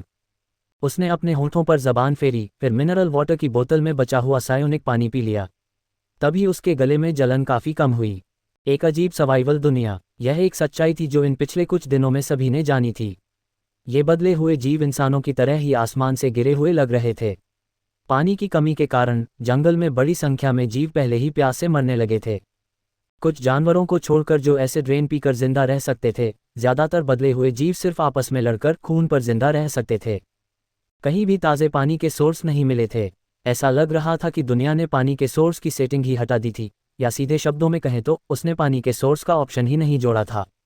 अगर इंसानों को पानी चाहिए था तो खजाने के बक्से खोलने के अलावा वे सिर्फ कुछ साइंटिफिक तरीकों से रास्ते ढूंढने की कोशिश कर सकते थे। उदाहरण के लिए, एक पत्तेदार मुलायम टहनी पर प्लास्टिक का बैग रखना, पत्तियों से निकलने वाले पानी से भाप बनेगी और पानी जमा होगा। या थोड़ी नम जमीन में एक छोटा गड्ढा खोदना, गड्ढे के नीचे बीच में एक पानी इकट्ठा करने वाला बर्तन रखना और गड्ढे की सतह पर एक प्लास्टिक की फिल्म को आग की तरह खींचकर लटकाना। सूरज की रोशनी से गड्ढे के अंदर की नम मिट्टी और हवा का तापमान बढ़ेगा जिससे पानी की भाप बनेगी। पानी की भाप प्लास्टिक की फिल्म के संपर्क में आने पर पानी की बूंदों में बदल जाएगी और बर्तन में नीचे फिसल जाएगी। दोनों तरीकों से मुश्किल से ही जिंदगी चलाने के लिए काफ़ी पानी इकट्ठा हो पाता था। पानी इकट्ठा करने के ये तरीके ज़्यादातर लोगों ने शेयर किए थे और धीरे धीरे आम हो गए। हालांकि शिपिंग खर्च के कारण अगर कुछ लोगों के पास ज़्यादा पानी होता भी तो वे उसे बेच नहीं सकते थे। मुझे नहीं पता क्यों, अगर मैंने दूसरा कुआं बनाने वाला डिवाइस बनाया भी तो सिस्टम उसे अपग्रेड नहीं कर पाया। जैसे रेन जैकेट को अलमारी में रखे बिना अपग्रेड नहीं किया जा सकता था, वैसे ही कुआं भी वैसा ही था। अपना सिर हिलाकर और अजीब विचारों को किनारे करके सूमो ने अपनी आउटिंग से मिले फायदों को देखना शुरू किया। कल मैंने वॉलेस को खाया, आज मैं एक प्रोजेक्टाइल वॉरियर बन गया हूँ। मुझे वॉलेस से नफरत है। अलग अलग चीज़ों के लिए इस्तेमाल होने वाला स्टोर रूम पहले से ही सामान से आधा भरा हुआ था। जैसे ही सूमो ने सारा सल्फर अयस्क बाहर निकाला, स्टोर रूम आखिरकार भरा भरा लगने लगा। अयस्क की सतह से एक हल्की अप्रिय गंध आ रही थी। अयस्क पर मौजूद पीले पाउडर जैसे पदार्थ को छूते हुए सूमो ने अपना सिर नीचे किया, एक छोटा टुकड़ा उठाया और वर्कबेंच पर चला गया। सल्फर अयस्क को शुद्ध करने की प्रक्रिया बहुत आसान है। आपको बस सल्फर मोनोमर, जिसकी शुद्धता अच्छी लगती है, को डिस्टिलेशन फ्लास्क में रखना है और उसे गर्म करना है। जब ये लगभग 200 डिग्री सेल्सियस तक पहुंच जाए तो शुद्धता सुनिश्चित करने के लिए किसी भी अघुलनशील अशुद्धियों को हटाने के लिए फिल्टर का उपयोग करें। फिल्टर करने के बाद बचे हुए पदार्थ को गर्म करना जारी रखें। इस हीटिंग प्रक्रिया के दौरान इसे हिलाते रहें ताकि कोई भी बची हुई अशुद्धियां वाष्पित हो जाएं और फिल्टर हो जाएं। जब तापमान 400 डिग्री सेल्सियस तक पहुंच जाएगा तो सल्फर गैस वाष्पित होने लगेगी। इस वाष्पित सल्फर गैस को इकट्ठा करके और इसे ठंडा करके ठोस बनाने से अपेक्षाकृत शुद्ध सल्फर मिलेगा। पुराने समय में बारूद, जो एक शक्तिशाली हथियार था, का विकास पहले इसलिए नहीं हुआ था क्योंकि शुद्ध सल्फर निकालना मुश्किल था। हालांकि मौजूदा वर्कबेंच के साथ निकालना बिल्कुल भी मुश्किल नहीं होगा। एनर्जी रूम में लौटकर उसने पावर के लिए जनरेटर कनेक्ट किया, फिर वर्कबेंच पर गया और सेल्फ चेक बटन दबाया। इंडिकेटर लाइटें लाल और हरी चमकती रहीं जब तक कि सेल्फ चेक पूरा नहीं हो गया और हरी हो गई। फिर सूमो ने अपना मैकेनिकल हाथ पहना और शुद्धिकरण प्रक्रिया शुरू की। वर्कबेंच पहले से ही शुद्धिकरण उपकरणों के पूरे सेट से लैस था। मैकेनिकल हाथ का उपयोग करके उसने सल्फर अयस्क को बारीक पाउडर में पीस लिया, शुद्धिकरण बर्तन को खींचा और पाउडर तब तक डाला जब तक वह 2/3 भर नहीं गया। फिर सूमो ने निर्देशों के अनुसार काम करना शुरू किया। शुद्धिकरण एक ऐसी चीज़ है जिसे हाई स्कूल लैब कक्षाओं से रसायन विज्ञान की बुनियादी समझ से आसानी से किया जा सकता है। प्रायोगिक मॉड्यूल में एक उच्च गुणवत्ता वाला इलेक्ट्रिक हीटिंग नोजल था जो गर्म करने में बहुत कुशल था। कुछ ही समय में यह शुरुआती फिल्ट्रेशन के लिए आवश्यक तापमान तक पहुंच गया। हिलाने और जाली से फिल्टर करने के बाद सूमो ने इसे फिर से गर्म करना शुरू किया। इस बार फिल्टर की गई अशुद्धियां काफ़ी कम थीं और उसने इसे आसानी से एक बार और फिल्टर कर लिया।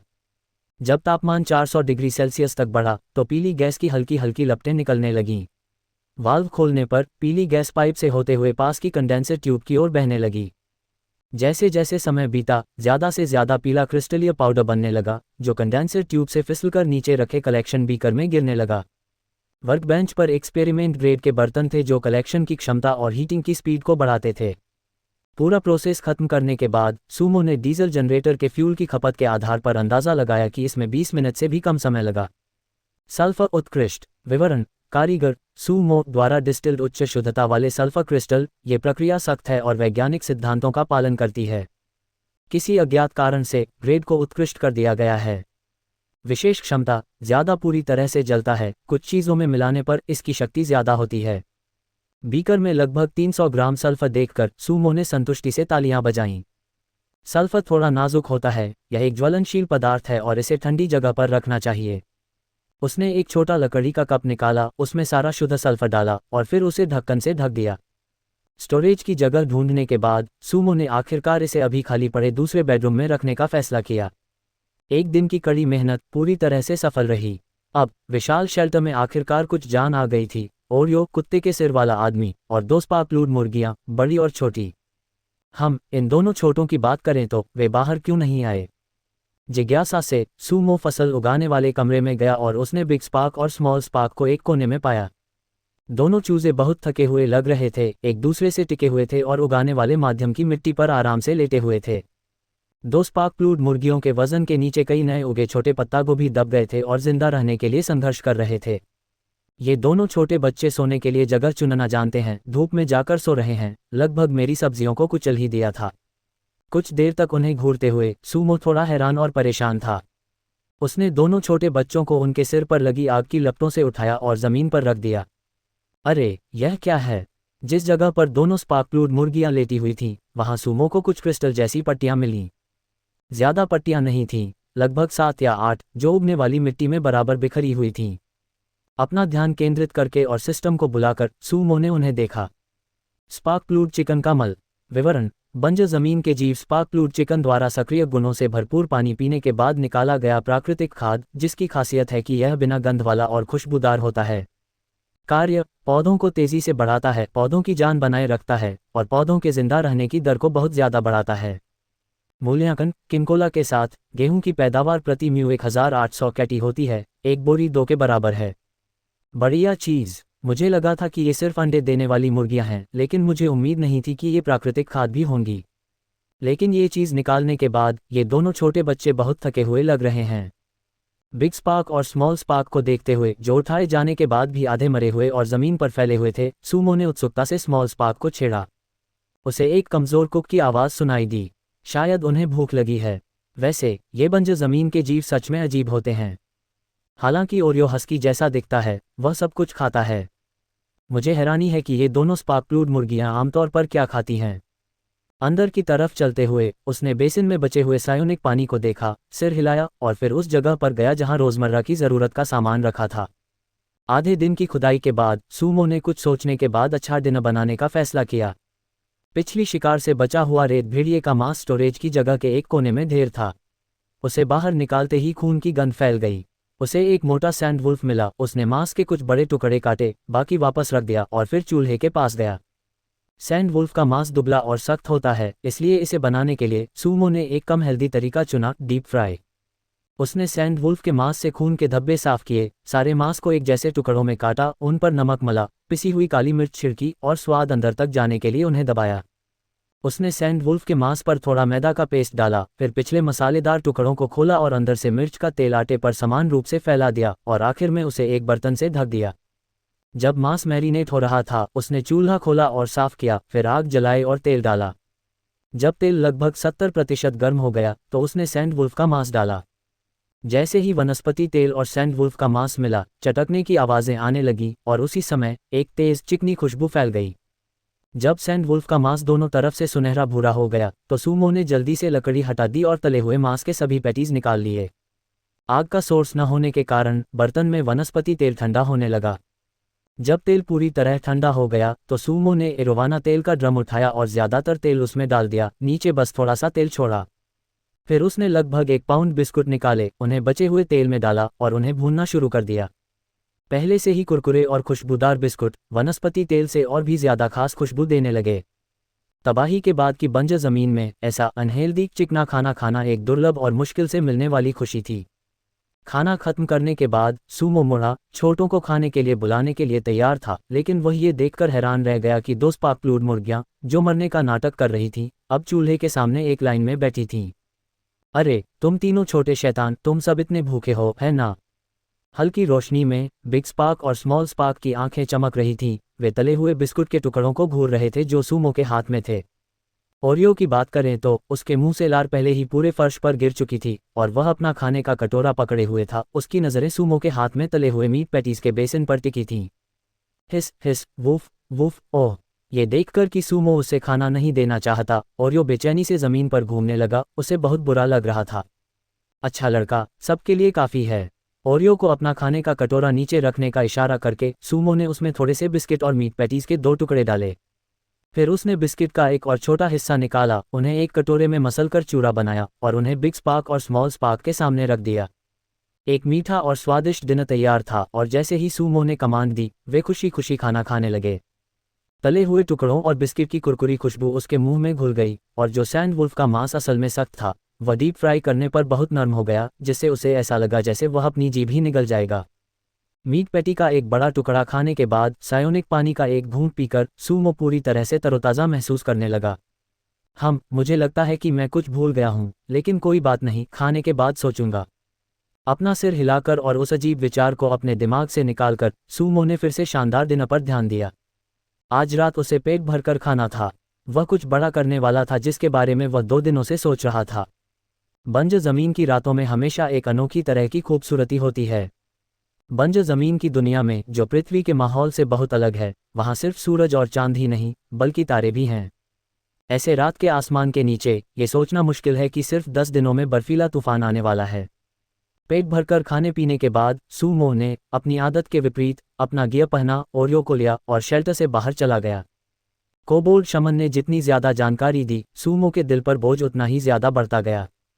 शमन कोबोल्ड के अनुसार सभी कोबोल्ड्स को भी इंसानों के साथ ही इस दुनिया में उतारा गया था। हालांकि इंसानों की ज़बरदस्ती तैनाती के उलट कोबोल्ड जाति को एक बुलावे से खींचा गया था और वे अपनी मर्जी से नीचे उतरे थे। और सबसे ज़रूरी बात, सभी कोबोल्ड्स बहुत सारा सामान लेकर आए थे जो उनके लिए बंजर ज़मीन में बसने के लिए काफ़ी से ज़्यादा था। खंडहरों में पहले मिली 2 लोगों की टीम और बाद में मिली 6 लोगों की टीम, दोनों ही कोबोल्ड जनजाति द्वारा भेजे गए रिसोर्स स्काउट्स थे।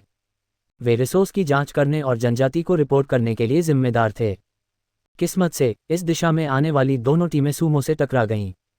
कोबोल्ड कैंप का पता लगाना और उनकी साल्टपीटर माइनिंग साइट ढूंढना जल्द से जल्द एजेंडे में शामिल किया जाना चाहिए, खासकर इसलिए क्योंकि शैमन कोबोल्ड के बताए अनुसार दोनों जगहों के बीच अनुमानित दूरी कम से कम 60 किलोमीटर से ज़्यादा है।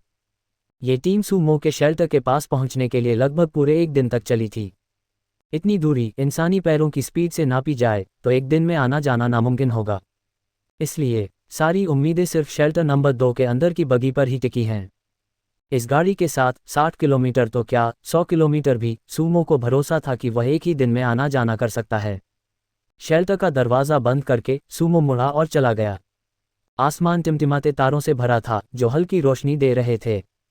ये सच में बहुत सुंदर है, लेकिन कितने इंसान ऐसे तारों भरे आसमान का मज़ा ले सकते हैं। अपने हाथ में ठंडे इलेक्ट्रिक क्रॉसबो को रगड़ते हुए सूमो ने रात में ऊपर देखा। आसमान में बिखरे हुए तारे और पूरा चांद लटका हुआ था। आज रात मैं खंडहरों को एक्सप्लोर करूंगा। अगर मैं बगी ठीक करके उसे बाहर निकाल पाया तो कल मैं साल्टपीटर खदान जाऊंगा। अपना रेनकोट और सिरेमिक प्लेट आर्मर कसकर दरवाज़ा बंद करके सूमो पक्के इरादे से आगे बढ़ा। ओरियो तुरंत कॉम्बैट मोड में आ गया और सूमो द्वारा सिखाए गए 2 लोगों की आपसी मदद वाली मार्चिंग तरीके का पालन करते हुए लगभग 100 मीटर की दूरी पर गश्त लगाने लगा। बंजर ज़मीन की रात, जिससे इंसान आमतौर पर बाघ की तरह डरते थे, अब सूमो की मौजूदा कॉम्बैट पावर के साथ खतरा बहुत कम हो गया था। इलेक्ट्रिक क्रॉसबो और ओरियो की जासूसी के साथ, जब तक कि कोई बहुत ही ताकतवर अकेला बंजर ज़मीन का जीव न हो, आम जीवों को सूमो 100 मीटर दूर से ही तीरों से छलनी कर देगा। तारों की रोशनी में नहाते हुए वह आगे बढ़ता रहा। सूमो ने पूरा ध्यान बनाए रखा। 15 मिनट तक चलता रहा, फिर अपनी ताकत वापस पाने के लिए 5 मिनट रुका। हस्की के ज़बरदस्त स्टेमिना की वजह से ओरियो लगातार आसपास चक्कर लगाता रहा और पेट्रोलिंग करता रहा, जिससे सूमो को आराम करने के लिए एक सुरक्षित माहौल मिला। 3.5 किलोमीटर की दूरी ज़्यादा नहीं थी। लगभग 1 घंटे चलने के बाद सूमो ने दूर ज़मीन पर शेल्टर नंबर 2 फैला हुआ देखा। ऐसा लगता है कि जैसे जैसे समय बीतेगा म्यूटेटेड जानवर कम होते जाएंगे और तब तक इंसानों के सामने आने वाली मुसीबतें और भी डरावनी हो सकती हैं। इतनी दूर चलने पर भी उसे एक भी म्यूटेटेड जानवर नहीं मिला था। इससे सूमो को कोई राहत नहीं मिली, बल्कि उसे चिंता होने लगी।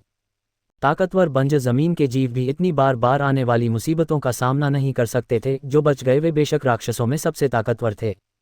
तब तक बंजर ज़मीन के जीवों की संख्या कम होने से इंसान खजाने की तलाश और सप्लाई फिर से भरने के जरिए विकास का ज़रूरी रास्ता खो देंगे। खेती। सूमो ने अपना सिर हिलाया। सिर्फ 10 दिनों में उन्हें -20 डिग्री सेल्सियस के बर्फीले तूफान के साथ बहुत खराब मौसम का सामना करना पड़ेगा। ऐसी खराब हालत में कौन सी फसल बच सकती है? उफ! ओरियो ने धीरे से एक शकल में आगे देखा, यह इशारा करते हुए कि कोई दुश्मन नहीं है। तेज धूप वाले दिन के बाद शेल्टर नंबर 2 के पास जमा पानी काफ़ी कम हो गया था और ओरियो अपना रेनकोट पहनकर उसमें से निकल सकता था। इसके अलावा गैराज के एंट्रेंस पर जहां बगी खड़ी थी, ज़मीन सूखी और सख्त हो गई थी, जिससे वह गाड़ी के आने जाने के लिए बिल्कुल सही थी। ओरियो को किनारे पर रहने का इशारा करते हुए सूमो ने अपने हाथ में इलेक्ट्रिक क्रॉसबो को फिर से चेक किया, ये पक्का करते हुए कि वह चालू है और किसी भी पल फायर करने के लिए तैयार है। फिर सावधानी से आगे बढ़ा। पूरे चांद की रोशनी में बिना टॉर्च के भी रास्ता साफ दिख रहा था। पिछली बार वह कीचड़ वाले इलाके में 20 मिनट से ज़्यादा चला था, लेकिन इस बार सूमो को कोबोल्ड्स द्वारा खोले गए छेद पर सफलतापूर्वक खड़े होने में सिर्फ 5 मिनट से भी कम समय लगा। अपने स्टोरेज स्पेस से उसने एक टॉर्च निकाली और उसे उस क्राइम सीन पर डाला जो उसने पहले जाते समय बनाया था। कोबोल्ड के पैरों के निशानों पर सूमो ने जानबूझकर कुछ बिल्ली के बाल चिपका दिए थे और उनमें से 2 अभी भी मजबूती से चिपके हुए थे। पैरों के निशानों से बने पैटर्न में दूसरी बार पैर रखने का कोई निशान नहीं था। खंडहर के अंदर देखने पर अंदर का सामान उसकी याद जैसा ही था। जमीन पर कोबोल्ड्स के बिखरे काले खून के पास भी बायोलॉजिकल एक्टिविटी का कोई निशान नहीं था। हिस हिस। पेट्रोलिंग के बाद ओरियो गड्ढे के पास आया और उत्सुकता से अंदर देखा। दुश्मनों का कोई निशान नहीं। सूमो का सवाल सुनकर ओरियो ने सिर हिलाया, जिससे पता चला कि आसपास कोई खोज नहीं हुई है। अच्छा, पास में पेट्रोलिंग करते रहो। अगर कोई हो तो तुरंत चेतावनी दो। अपने रेनकोट के ऊपर से ओरियो के सिर को छूते हुए सूमो ने ओरियो को जाकर पहरा देने का इशारा किया। फिर उसने शेल्टर में बुनी हुई भांग की रस्सी निकाली।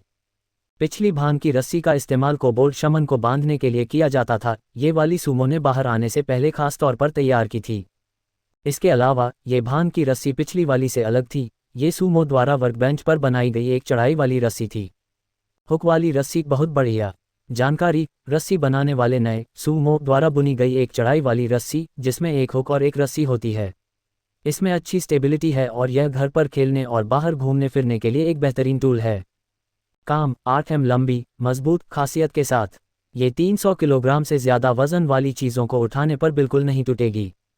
मूल्यांकन, ऐसा लगता है समुद्र में जीवित रहने वाले किसी नॉवेल से शुरुआती लोगों के लिए एक टूल है। लोहे की कील निकालकर उसने हुक को ज़मीन में मजबूती से ठोक दिया, ये पक्का करने के लिए कि वह सुरक्षित है। उसे कुछ बार खींचा, फिर सूमो मुड़ा और सीधे नीचे उतरा। पहली बार के अनुभव के साथ यह उतराई बहुत आसान थी। सिर्फ 3 से 5 सेकंड में सूमो चिकनी रस्सी से नीचे फिसला और शेल्टर नंबर 2 के फर्श पर उतरा। जैसे ही वह नीचे उतरा, सूमो ने तुरंत अपना इलेक्ट्रिक क्रॉसबो निकाला और सावधान रहने लगा। मुझे याद है कि इस हड्डी का एंगल लगभग 35 डिग्री होना चाहिए, यह मैच करता है, कोई दिक्कत नहीं है। ये लोहे की कील, मैंने इसे खास तौर पर यहाँ रखा है और इस पर पैर नहीं रखा गया है। ज़मीन पर पैरों के निशान पहले से ही धूल की एक परत से ढके हुए हैं। अभी तक बायोलॉजिकल एक्टिविटी के कोई निशान नहीं मिले हैं। अपने बाएं हाथ में टॉर्च पकड़े हुए सूमो ने जल्दी से बचे हुए निशानों को स्कैन किया, जबकि उसकी दाहिनी तर्जनी उंगली ट्रिगर पर रही, ये पक्का करते हुए कि वह किसी भी समय फायर कर सकता है। यह अच्छी बात है कि यह 60 किलोमीटर है। कोबोल्ड्स के पैरों की ताकत से उन्हें यहाँ तक पहुँचने में बहुत मेहनत करनी पड़ेगी। चारों ओर देखने और यह पक्का करने के बाद कि यह सुरक्षित है, सूमो ने क्रॉसबो को वापस अपने स्टोरेज स्पेस में रख दिया और आराम किया। उस दुखी बूढ़े आदमी का सिर अभी भी अंदर ज़मीन पर चुपचाप पड़ा था, चुपचाप सूमो को अंदर आते हुए देख रहा था। ज़मीन पर सूखे खून के धब्बों के चारों ओर कदम रखते हुए सूमो उस रेलिंग के पास पहुंचा जिसे शमन कोबोल्ड ने उड़ा दिया था। रेलिंग, जिसका डायमीटर लगभग 10 सेंटीमीटर था, अब टुकड़ों में टूट गई थी और पहली मंजिल के बेसमेंट की ओर जाने वाली सीढ़ियों पर बेतरतीब पड़ी थी।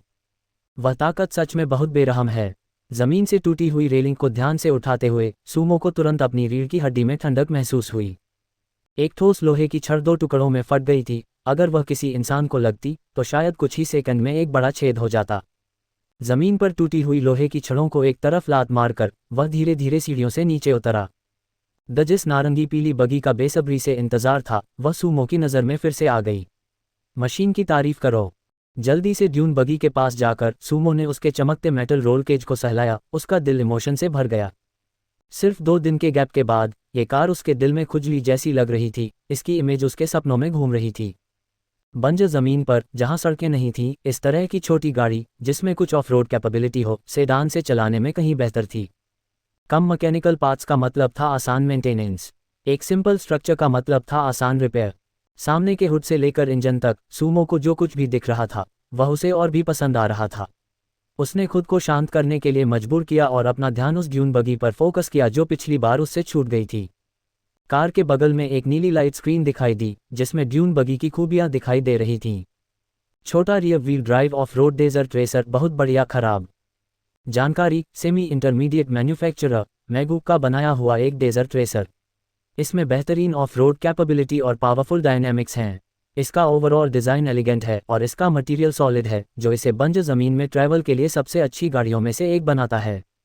नुकसान, गाड़ी की बॉडी पर बाहरी टक्कर से कई डेंट आ गए हैं, बैटरी थोड़ी कम हो गई है और इंजन के कुछ पार्ट्स खराब हो गए हैं। इसकी रिपेयर वैल्यू बहुत ज़्यादा है। हॉर्स पावर 212 अश्वशक्ति, torque 400 newton metre, fuel consumption 100 kilometre पर 14 लीटर डीजल इलाके के हिसाब से बढ़िया घट सकता है। अपग्रेड पाथ 1, रेसर को रिपेयर करें, इसकी 2 बेसिक खूबियों को बेहतर बनाएं, इसकी प्रोटेक्शन बढ़ाएं, इसकी चेसिस की ऊंचाई बढ़ाएं और ज़्यादा मजबूत ऑफ रोड कैपेबिलिटी पाएं। सर्वाइवल पॉइंट्स 1750 चाहिए। अपग्रेड पाथ 2, रेसर को फिर से बनाएं, उसका स्ट्रक्चर बदलें, उसकी ओवरऑल एट्रीब्यूट वैल्यू बढ़ाएं, वेपन स्लॉट जोड़ें, एक नेविगेशन सिस्टम जोड़ें और ज़्यादा मजबूत कॉम्बैट कैपेबिलिटी पाएं। सर्वाइवल पॉइंट्स 4800 चाहिए। इंट्रोडक्शन, प्लीज़ इसे रिपेयर करें, इसका रेडियो चालू करें और आपको एक बड़ी खोज होगी। ये पहली बार है जब सिस्टम का इवैल्यूएशन इतना सीरियसली किया गया है। क्या सच में रेसर में कोई चौंकाने वाला सीक्रेट हो सकता है? सूमो की आंखें सिकुड़ गईं। अपनी टॉर्च की रोशनी में उसने रेसर के स्टीयरिंग व्हील के नीचे एक छोटा काला बॉक्स देखा। प्ले बटन के बगल में काले रंग से पेंट किया हुआ एक हिस्सा जो लगभग नाखून के साइज का था, अचानक से टूट गया था। आमतौर पर बिना किसी प्रॉम्प्ट के कोई नहीं सोचेगा कि यह कोई हिंट है, लेकिन अब सिस्टम के इवैल्यूएशन के साथ सूमो का दिल जोरों से धड़कने लगा जब उसने इसे दोबारा देखा। मैं पक्का 1750 पॉइंट्स अफोर्ड नहीं कर सकता। अगर मैं इस मुसीबत से बच भी गया तो भी शायद मैं इतना नहीं बचा पाऊंगा। मैं बस कोई दूसरा तरीका देख सकता हूँ। एक विचार के साथ इस बार एक डिटेल्ड अपग्रेड पाथ सामने आया। छोटा rear wheel drive off road desert racer बहुत बढ़िया। विवरण: सेमी इंटरमीडिएट मैन्युफैक्चरर मैगुक द्वारा बनाया गया एक desert racer. Upgrade path: repair 410 horsepower सुधारें, 200 टॉर्क सुधारें, 200 फ्यूल की खपत कम करें, 150 प्रोटेक्टिव ग्लास लगाएं, 270 हिस। डिटेल्ड रिपेयर के लिए भी 410 पॉइंट्स चाहिए, लेकिन मेरे पास अभी सिर्फ 159 पॉइंट्स हैं। यह मुश्किल होने वाला है। आपको सिर्फ तब अफसोस होता है जब आपके पास ज़रूरत के हिसाब से सर्वाइवल पॉइंट्स नहीं होते। आखिरकार समय बहुत कम था, नहीं तो जिस रफ्तार से वह रोज़ पॉइंट्स कमा रहा था वह शायद अगले 2 या 3 दिनों में ये रकम जमा कर सकता था। लेकिन अब मैं सिर्फ ज़रूरत कम करने के लिए मटेरियल डालने की कोशिश कर सकता हूँ। उसने ज़रूरी मटेरियल चेक किया। क्योंकि यह ओवरऑल रिपेयर के लिए एक जनरल कैटेगरी थी, इसलिए सिस्टम ने कोई खास ज़रूरतें नहीं बताईं। सूमो सिर्फ एक एक करके आइटम निकाल सकता था और उन्हें आजमा सकता था। सबसे पहले उसने लोहे के ब्लॉक डाले। 3 यूनिट लगाने के बाद रिपेयर के लिए ज़रूरी सर्वाइवल पॉइंट्स 18 पॉइंट्स कम हो गए। एक और यूनिट लगाने के बाद कोई और बदलाव नहीं हुआ। उसने लकड़ी का एक यूनिट निकाला, कोई चेंज नहीं। उसने 35 स्क्रू निकाले, जिनमें से 10 स्पार्कलिंग थे, जिससे ज़रूरत 10 पॉइंट कम हो गई। उसने सायोनिक वाटर की एक बोतल निकाली, मसालेदार स्लाइस का एक पैकेट जिसे खाने की उसने अभी तक हिम्मत नहीं की थी, एक सैंड वुल्फ जिससे अभी भी खून की बदबू आ रही थी, एक गुलाबी भालू का हुड वगैरह। यह अभी भी स्टोरेज स्पेस में क्यों है? इसे फेंक दो, इसे फेंक दो। सूमो ने एक के बाद एक आइटम निकाले और स्टोरेज स्पेस में वापस रख दिए। जब तक उसने एक डैमेज सर्किट बोर्ड नहीं निकाला, रिपेयर सर्वाइवल पॉइंट्स और 44 पॉइंट्स गिर गए, जिससे 189 पॉइंट्स का गैप रह गया। यह मुश्किल है। अगर सबसे बुरा हुआ तो मुझे कल ही एक्सप्लोर करना होगा। मुंह सिकोड़ते हुए सूमो ने अपनी किस्मत आजमाते हुए एक के बाद एक आइटम निकाले। हालांकि सभी आइटम ट्राई करने के बाद भी कॉस्ट और कम नहीं हुई। यह क्या है? अपने स्टोरेज स्पेस के कोने में एक छोटी सी चीज़ को दिमाग से कंट्रोल करते हुए वह बाहर तैरती हुई आई। उसे हाथ में पकड़कर सूमो ने ध्यान से देखा, लेकिन एक चमकीली रोशनी गुजरी और ज़रूरी सर्वाइवल पॉइंट सच में 210 पॉइंट्स कम हो गए। क्या ये वही बढ़िया क्वालिटी का रोटर है जो मैंने पहले इकट्ठा किया था? सर्वाइवल पॉइंट की ज़रूरतों में भारी गिरावट देखकर सूमो हैरान भी हुआ और खुश भी। वह कुछ हद तक भूल गया था कि उसने ये छोटी सी चीज़ कब इकट्ठा की थी, लेकिन इससे अब यह अपना काम करना बंद नहीं कर रहा था। लगता है इंजन के डैमेज को ठीक करने के लिए रोटर की ज़रूरत है। ये सच में किस्मत है। देर रात शेल्टर नंबर 2 पर आकर फसल सच में अच्छी थी। खुशी खुशी रोटर को ज़मीन पर रखकर उसने अपग्रेड पैनल को कॉल किया। एक सोच के साथ सूमो ने सारा सामान लॉक कर दिया और सर्वाइवल पॉइंट की ज़रूरत घटकर 128 पॉइंट्स हो गई। उसके अभी के 159 पॉइंट्स पूरी तरह से काफ़ी थे। स्वर्ग भी उन्हीं की मदद करता है जो अपनी मदद खुद करते हैं। इस बगी को ठीक कर पाना सामान इकट्ठा करने की मेरी अपनी कोशिशों की वजह से है, और अब आखिरकार इसका फ़ायदा हुआ है। जैसे ही उसने ड्यून बगी के दोबारा बनने के बारे में सोचा, सूमो अपने दिल की खुशी को कैसे दबा सकता था। वह ज़ोर से चिल्लाया, सिस्टम, इसे मेरे लिए ठीक कर दो। जैसे ही उसकी आवाज़ धीमी हुई, एक अच्छी हरी रोशनी बिखरने लगी जो ज़मीन पर पड़े सामान और गाड़ी की बॉडी की तरफ बढ़ रही थी। छोटा चांदी जैसा सफ़ेद रोटर ज़मीन पर नाचने लगा, सर्किट बोर्ड पिघलने लगा और लोहे के ब्लॉक रंग बदलने लगे। हरी रोशनी सुपर रेडिएशन जैसी थी जो कई बिल्कुल अलग चीज़ों को ज़बरदस्ती एक छोटा रिश्ता दे रही थी। Whoosh whoosh. शेल्टर नंबर 2 के अंडरग्राउंड गराज में लहर जैसी आवाज़ गूंजी। मुड़ा हुआ रोल केज चरमराने लगा। साफ तौर पर मोड़ गायब हो गए और वह सीधा और चिकना हो गया। वाटरप्रूफ पेंट से ढका इंजन धीरे धीरे वाइब्रेट करने लगा, जैसे कोई अदृश्य हाथ अंदर के बेरिंग को चला रहा हो। कमज़ोर बैटरी भी धीरे धीरे गुनगुनाने लगी। सब कुछ नॉर्मल हो रहा था। 3 से 5 सेकंड के बाद हरी बत्ती बंद हो गई। सभी गड़बड़ियां गायब हो गईं। सूमो ने लाइट का इस्तेमाल करके ठीक की गई बगी की जांच करना शुरू किया। इस बार चेसिस से लेकर इंजन तक कोई कमी नहीं थी। सिस्टम की मरम्मत के बाद सामने के हुड पर छोटे मोटे डेंट और खरोंच भी गायब हो गए थे। अगर इसे अभी 4S शॉप में रखा जाए तो इसे ऐसे बताया जा सकता है, फैक्ट्री से एकदम नया। टटोलते हुए सूमो को इंजन के फ्यूल टैंक की जगह मिली। उसने फ्यूल कैप खोला और अपनी टॉर्च से यह पक्का किया कि अंदर कोई गंदगी नहीं है। फिर एक सोच के साथ उसका स्टोरेज स्पेस अपने आप खुल गया और डीजल का एक बैरल बाहर आ गया। 100 किलोग्राम के डीजल बैरल का आधा हिस्सा जनरेटर के लिए इस्तेमाल करने के बाद अब उसमें लगभग 50 किलोग्राम बचा था। डीजल बैरल का ढक्कन खोलकर उसने अपनी मजबूत बाहों का इस्तेमाल किया, दोनों हाथों से बैरल के हैंडल पकड़े और 2 गहरी सांसें लीं। फिर उसने बैरल उठाया और उसे इंजन के फ्यूल टैंक के खुले हिस्से पर रख दिया। गुड़गुड़ गुड़गुड़, बैरल का तेल तेजी से बाहर निकला और पूरा फ्यूल टैंक में चला गया। लगता है मेरी ट्रेनिंग काम आई। मेरी ताकत सच में बहुत बढ़ गई है। लगभग 50 किलो के डीजल बैरल को दोनों हाथों से पकड़कर सूमो को बस थोड़ी सी मेहनत लगी, पहले की तरह उठाने में पूरी तरह से असमर्थता महसूस नहीं हुई। उसकी बाइसेप्स की नसें फूल गईं और खून तेजी से पंप हुआ, जिससे उसके हाथों में ताकत आई। बगी का फ्यूल टैंक ऐसा लग रहा था जैसे उसका कोई तला ही ना हो। एक पल में 50 लीटर डीजल डालने के बाद भी वह सिर्फ 2/3 भरा, अभी भी पूरा भरने से बहुत दूर था।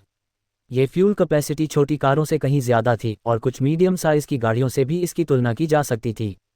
खाली तेल का बैरल वापस अपनी स्टोरेज की जगह पर रखने के बाद उसने ध्यान से फ्यूल कैप को वापस लगा दिया। सूमो ड्यून बगी के सामने गया और बैठने के लिए झुक गया। मुझे हैरानी है कि इस मागू को ये लेदर की सीटें कहाँ से मिलीं। ये बैठने में सच में बहुत आरामदायक हैं। सीट को आरामदायक पोजीशन में एडजस्ट करने के लिए मैकेनिकल लीवर खींचने के बाद सूमो ने हैरानी से अपनी जीभ चटकाई। किसी अनजान लेदर से बनी बकेट सीट ने उसकी कमर के किनारों को पूरी तरह से सहारा दिया, जिससे उसे बहुत अच्छा सपोर्ट मिला। उसके शरीर के चारों ओर रोल केज मजबूती से फिक्स था, जिससे उसे सुरक्षा का बहुत अच्छा एहसास हुआ। उसने बगी पर इग्निशन स्विच दबाया। Beep beep beep, poof. एक धीमी आवाज़ के बाद इंजन सफलतापूर्वक चालू हो गया और बैटरी को पावर देने लगा। बगी को कंट्रोल करने की कोशिश किए बिना सूमो ने पक्के इरादे से रेडियो का प्ले बटन दबाया। अब वह उस रहस्य के बारे में जानने के लिए बहुत उत्सुक था जिसका सिस्टम ने जिक्र किया था। इंजन द्वारा इलेक्ट्रिकल पावर को कन्वर्ट करके सामने रेडियो में भेजने के बाद डिस्चार्ज हो चुकी बैटरी से एक स्टैटिक आवाज़ आई, फिर वह स्थिर हो गई। अगले ही पल एक साफ खांसी की आवाज़ आई। खांसी, खांसी। क्या ये किसी इंसान की आवाज़ है? हालांकि उसने पहले ही मागू की पहचान का अंदाज़ा लगा लिया था। इस समय रेडियो से खांसी सुनकर सूमो को फिर भी थोड़ी रोमांच महसूस हुआ। यह एक साथी इंसान था। सिर्फ 2 हल्की खांसियों के बाद भी खांसी कम नहीं हुई। इसके बजाय समय के साथ यह और तेज होती गई। बाद में सूमो को तो इस बात की भी चिंता होने लगी कि वॉइस मैसेज रिकॉर्ड करने वाला आदमी खांसते खांसते अपने फेफड़े ही बाहर न निकाल दे। किस्मत से 10 सेकंड से ज़्यादा समय के बाद ऐसा लगा कि उसने कुछ खांसकर बाहर निकाला है और खांसी की आवाज़ धीरे धीरे गायब हो गई और एक गहरी बड़बड़ाहट में बदल गई। क्या तुम मुझे सुन सकते हो? हेलो, मैं मागू हूँ। ठीक है, रिकॉर्डिंग शुरू करो। धरती वाला, नहीं, हुआशिया का आदमी। शुरुआत सुनकर सूमो हैरान रह गया। उसके आमतौर पर शांत चेहरे पर हैरानी के भाव आ गए। क्या उसे इस परदेसी दुनिया में कोई हमवतन मिल गया, या उसके अपने देश का कोई आदमी? इन 2 सवालों के साथ इससे पहले कि सूमो और कुछ सोच पाता, रेडियो से मागू की रुक रुक कर आवाज़ फिर आई। ये कि तुम इस गाड़ी को शुरू और ठीक कर सकते हो, इसका मतलब है कि तुम ज़रूर धरती के रहने वाले हो या किसी ऊंची सभ्यता के हो। मुझे लगता है कि कोई ऊंची सभ्यता इस कचरे को देखेगी भी नहीं जिसे मागू ने बनाया है।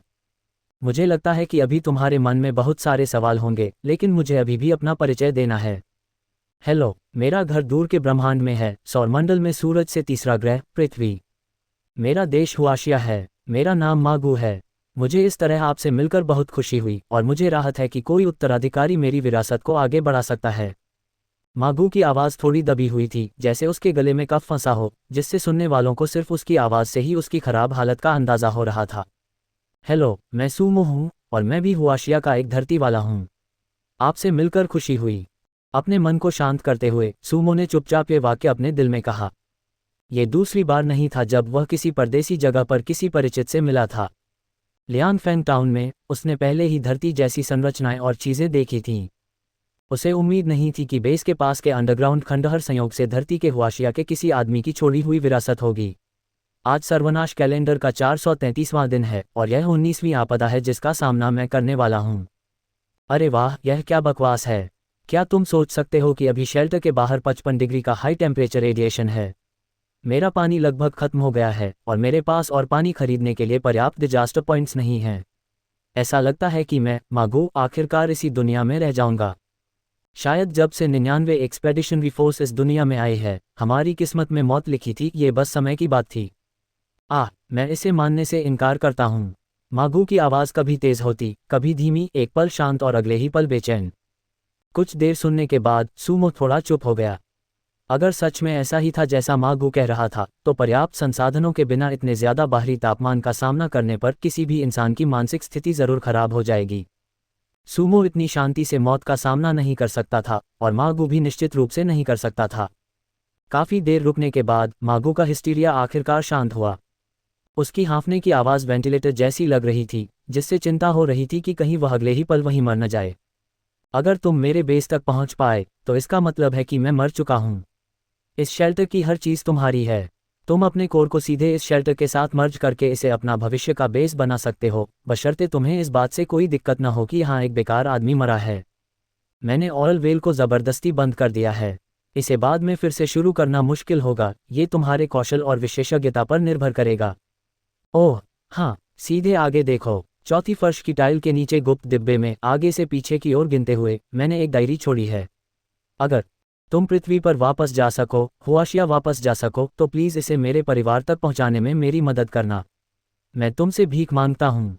मागू की आवाज़ तेज़ी से और तेज़ होती गई। उसने सूमो को आगे सोचने का समय भी नहीं दिया, जैसे कोई उसका पीछा कर रहा हो।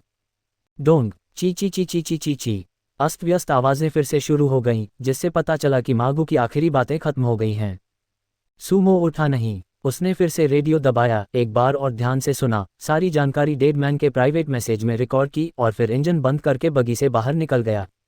अपनी लाइट चमकाते हुए फर्श की टाइलों पर बने निशानों का पीछा करते हुए सूमो को चौथी टाइल के नीचे सच में कुछ अजीब मिला। एक छोटा सा उठा हुआ कोना ये बता रहा था कि अगर वहां फावड़ा या पत्थर की कुल्हाड़ी फंसाई जाए तो टाइल को आसानी से उखाड़ा जा सकता है। सूमो का दिमाग घूमने लगा। उसने अपने स्टोरेज स्पेस से अपना बेहतरीन क्वालिटी वाला फावड़ा निकाला, उसे गैप पर निशाना लगाया और अंदर फंसा दिया। अपने हाथ से थोड़ा जोर लगाने पर फर्श की टाइल पूरी तरह से ऊपर उठ गई और उसके नीचे एक बिना ताले वाला लोहे का बक्सा दिखाई दिया। उसने फावड़ा वापस रख लिया। पहले उसने अपने दिमाग से सिस्टम को बक्से को स्कैन करने और यह कंफर्म करने के लिए कहा कि यह सुरक्षित है। फिर सूमो नीचे झुका और लोहे का बक्सा उठा लिया। लोहे के बक्से के अंदर का सामान सिंपल था, सिर्फ एक पीली पड़ी डायरी। डायरी के कवर पर एक लाइन साफ साफ लिखी हुई थी, मागो 22वीं आर्मी 99वीं एक्सपेडिशनरी फोर्स का प्लाटून लीडर। डायरी से धूल झाड़कर सूमो बगी में वापस आया और टॉर्च की रोशनी में मागो की डायरी के पन्ने पलटने लगा। पहले पन्ने पर तारीख बहुत पुरानी थी। सूमो ने 5 फरवरी 1999 शब्द देखे। आज 5 फरवरी 1999 है। वर्ल्ड यूनाइटेड डिफेंस एजेंसी ने गहरे अंतरिक्ष से एक सिग्नल का पता लगाया। एक तारे के प्राकृतिक रूप से खत्म होने के उलट ये सिग्नल स्ट्रक्चर्ड और रेगुलर था। नासा हेडक्वार्टर में किसी बेवकूफ़ ने यह सिग्नल रिसीव किया, लेकिन शैतान के बहकावे में आकर रिपोर्ट करने से पहले ही उसका जवाब दे दिया, ये दावा करते हुए कि एक रिसर्चर के तौर पर उसकी इंट्यूशन और प्रोफेशनल ईमानदारी ने उसे बताया कि सिग्नल का मालिक फ्रेंडली था। खैर, सिग्नल का जवाब देने के 6 घंटे बाद पृथ्वी के लो अर्थ ऑर्बिट डिफेंस प्लेटफॉर्म ने एक अलार्म भेजा, ये दावा करते हुए कि एक अनजान चीज़ स्पेशियल वार्प के जरिए पृथ्वी के पास पहुंच गई है। सभी को लगा कि यह एक मजाक है, क्योंकि कोई भी चीज़ यूरोपा पर फ्रंट लाइन बेस को बाईपास नहीं कर सकती थी। यहाँ तक कि एक लॉन्चर से निकला स्पेस डेब्रिस भी 20,000 मीटर की ऊंचाई पर यूरोपा के पास पहुंचने पर नष्ट हो जाता। फिर भी ऐसा हुआ। इस पॉइंट पर लिखावट खराब हो गई थी और एक पूरा पन्ना फाड़ दिया गया था और गायब था। आज 18 फरवरी 1999 है, सर्वनाश कैलेंडर का छठा दिन। पहली आपदा आ गई है। एक बहुत ही अजीब गेम सबको बता रहा है कि क्या करना है। शुक्र है, मैसेज भेजने के लिए एक जगह है जिसे वह वर्ल्ड चैट कहता है। कितनी तेज बर्फबारी। किस्मत से जब मैं यहाँ पहुँचा तो मैंने मोटे सूती कपड़े पहने हुए थे। इस समय मैं अपने कंपनी कमांडर का बहुत आभारी हूँ, वह कितने समझदार थे। आज 6 मार्च 1999 है, सर्वनाश कैलेंडर का 22वां दिन। दूसरी आपदा आ गई है। यह मनहूस मौसम बहुत अजीब है। ज़मीन पर अभी भी मोटी बर्फ जमी है, लेकिन बाहर तेज़ धूप में 30 डिग्री सेल्सियस तापमान है। बर्फ पिघलना शुरू हो गई है। बहुत से लोग गर्म मौसम की वापसी और प्रकृति के फिर से जिंदा होने का जश्न मना रहे हैं, लेकिन मेरा दिमाग कहता है कि किसी भी पल कोई आपदा आ सकती है। पागल कर देने वाला बाढ़ का पानी। शुक्र है, मेरा शेल्टर ऊंची जगह पर चुना गया था। अगर बाढ़ आती भी है तो भी यह सिर्फ शेल्टर के अंदर ही डूबेगा। किस्मत से मैंने अपना सामान पहले ही ऊपर रख दिया था। मैं शायद बच जाऊंगा। आज 21 सितंबर 1999 है। पृथ्वी कैलेंडर बहुत दूर की बात लगती है। बहुत से लोगों को बस इतना याद है कि आज सर्वनाश कैलेंडर का 199वां दिन है। ओह हाँ, मैंने एक छोटी थर्मल वेपन मशीन टूल बनाई है। यह एक अच्छी चीज़ है। मैंने अपने बनाए हथियारों के भरोसे बहुत सारे रिसोर्स बदले और मैं दूसरों से ज़्यादा आराम से रहता हूँ। मैंने फॉरेन कोला नाम की एक बोतल भी खरीदी। इसे पीने का एक घूंट जन्नत जैसा है। आज 1 जनवरी 2000 है, सर्वनाश कैलेंडर का 301वां दिन। सहस्राब्दी आ गई है। मेरी प्यारी मानमन को छुट्टियों की शुभकामनाएं। तुम्हारा भाई माँ इस सदी की नए साल की शाम तुम्हारे साथ नहीं बिता पाएगा। तुम्हें खुद ही खुश रहना होगा, ठीक है? ये दुनिया बहुत बड़ी है, हमारी पृथ्वी से कहीं ज़्यादा बड़ी। बेशक, क्योंकि यह इतना बड़ा है, इसलिए हर कोई छुट्टी मनाने के लिए एक साथ इकट्ठा नहीं हो सकता। हालांकि इस त्योहार के मौके पर मुझे इस बंजर ज़मीन में अपने जिंदा रहने की कामना करनी चाहिए, और मैं ये भी चाहता हूं कि बाकी 73 मिलियन धरतीवासी अपने वतन लौट सकें। आज 10 मई 2000 है और सर्वनाश कैलेंडर का 432वां दिन भी। 19वीं आपदा आ गई है। मुझे माफ़ करना, मनमन। शायद मैं इस आपदा में जिंदा न रह पाऊं। बाहर का तापमान अभी भी बढ़ रहा है। इस घटिया गेम के अनुसार तापमान को 60 डिग्री तक पहुंचना होगा और 24 घंटे तक वहीं रहना होगा, तभी यह खत्म होगा। धिक्कार है, यह शापित गेम खुद आकर क्यों नहीं देखता कि 60 डिग्री कैसा लगता है। मेरा पानी का स्टॉक जल्द ही खत्म हो जाएगा। मुझे बहुत प्यास लगी है और मुझे लग रहा है कि मैं बीमार हूँ, मेरा पूरा शरीर कांप रहा है। मुझे कौन बचा सकता है? आज एपोकेलिप्स कैलेंडर का 433वां दिन भी है। मैंने अभी अभी अपने आखिरी शब्द रिकॉर्ड किए हैं। हे। इस बार धरती से आए अरबों लोगों में से अभी भी 2.2 मिलियन लोग बचे हैं। कम से कम मैं, मागो, सबसे अच्छे लोगों में से एक हूँ, अपने ओल्ड माँ परिवार को शर्मिंदा नहीं कर रहा हूँ। मैंने उन्हें कहते सुना कि जो लोग मरेंगे उनकी यादें मिटा दी जाएंगी, वे हमारी धरती माँ पर लौट जाएंगे, यहाँ सब कुछ भूल जाएंगे और जीते रहेंगे। हा, हंसते हंसते मेरा पेट दर्द कर रहा है, लेकिन मुझे इतनी प्यास लगी है कि मैं रो भी नहीं सकता। ये झूठ बोलने वाला इंसान कितना महान है। कितनी बुरी बात है कि उन्हें नहीं पता कि मैं इस मौके का इस्तेमाल तुम्हें एक बार और देखने के लिए करना चाहूँगा। मेरा दिमाग कंफ्यूज होने लगा है। मुझे पता है कि मैं सच में मरने वाला हूँ, लेकिन डर कम होता जा रहा है। मुझे लगता है कि अब मैं मौत जैसे कठोर शब्द को मान सकता हूँ। मेरे मन में अचानक एक सवाल आया है जिसका जवाब मुझे नहीं मिला। बताओ, मैं असल में कब मरा? शायद मैं 20 साल की उम्र में तुम्हें छोड़कर पहले ही मर चुका था।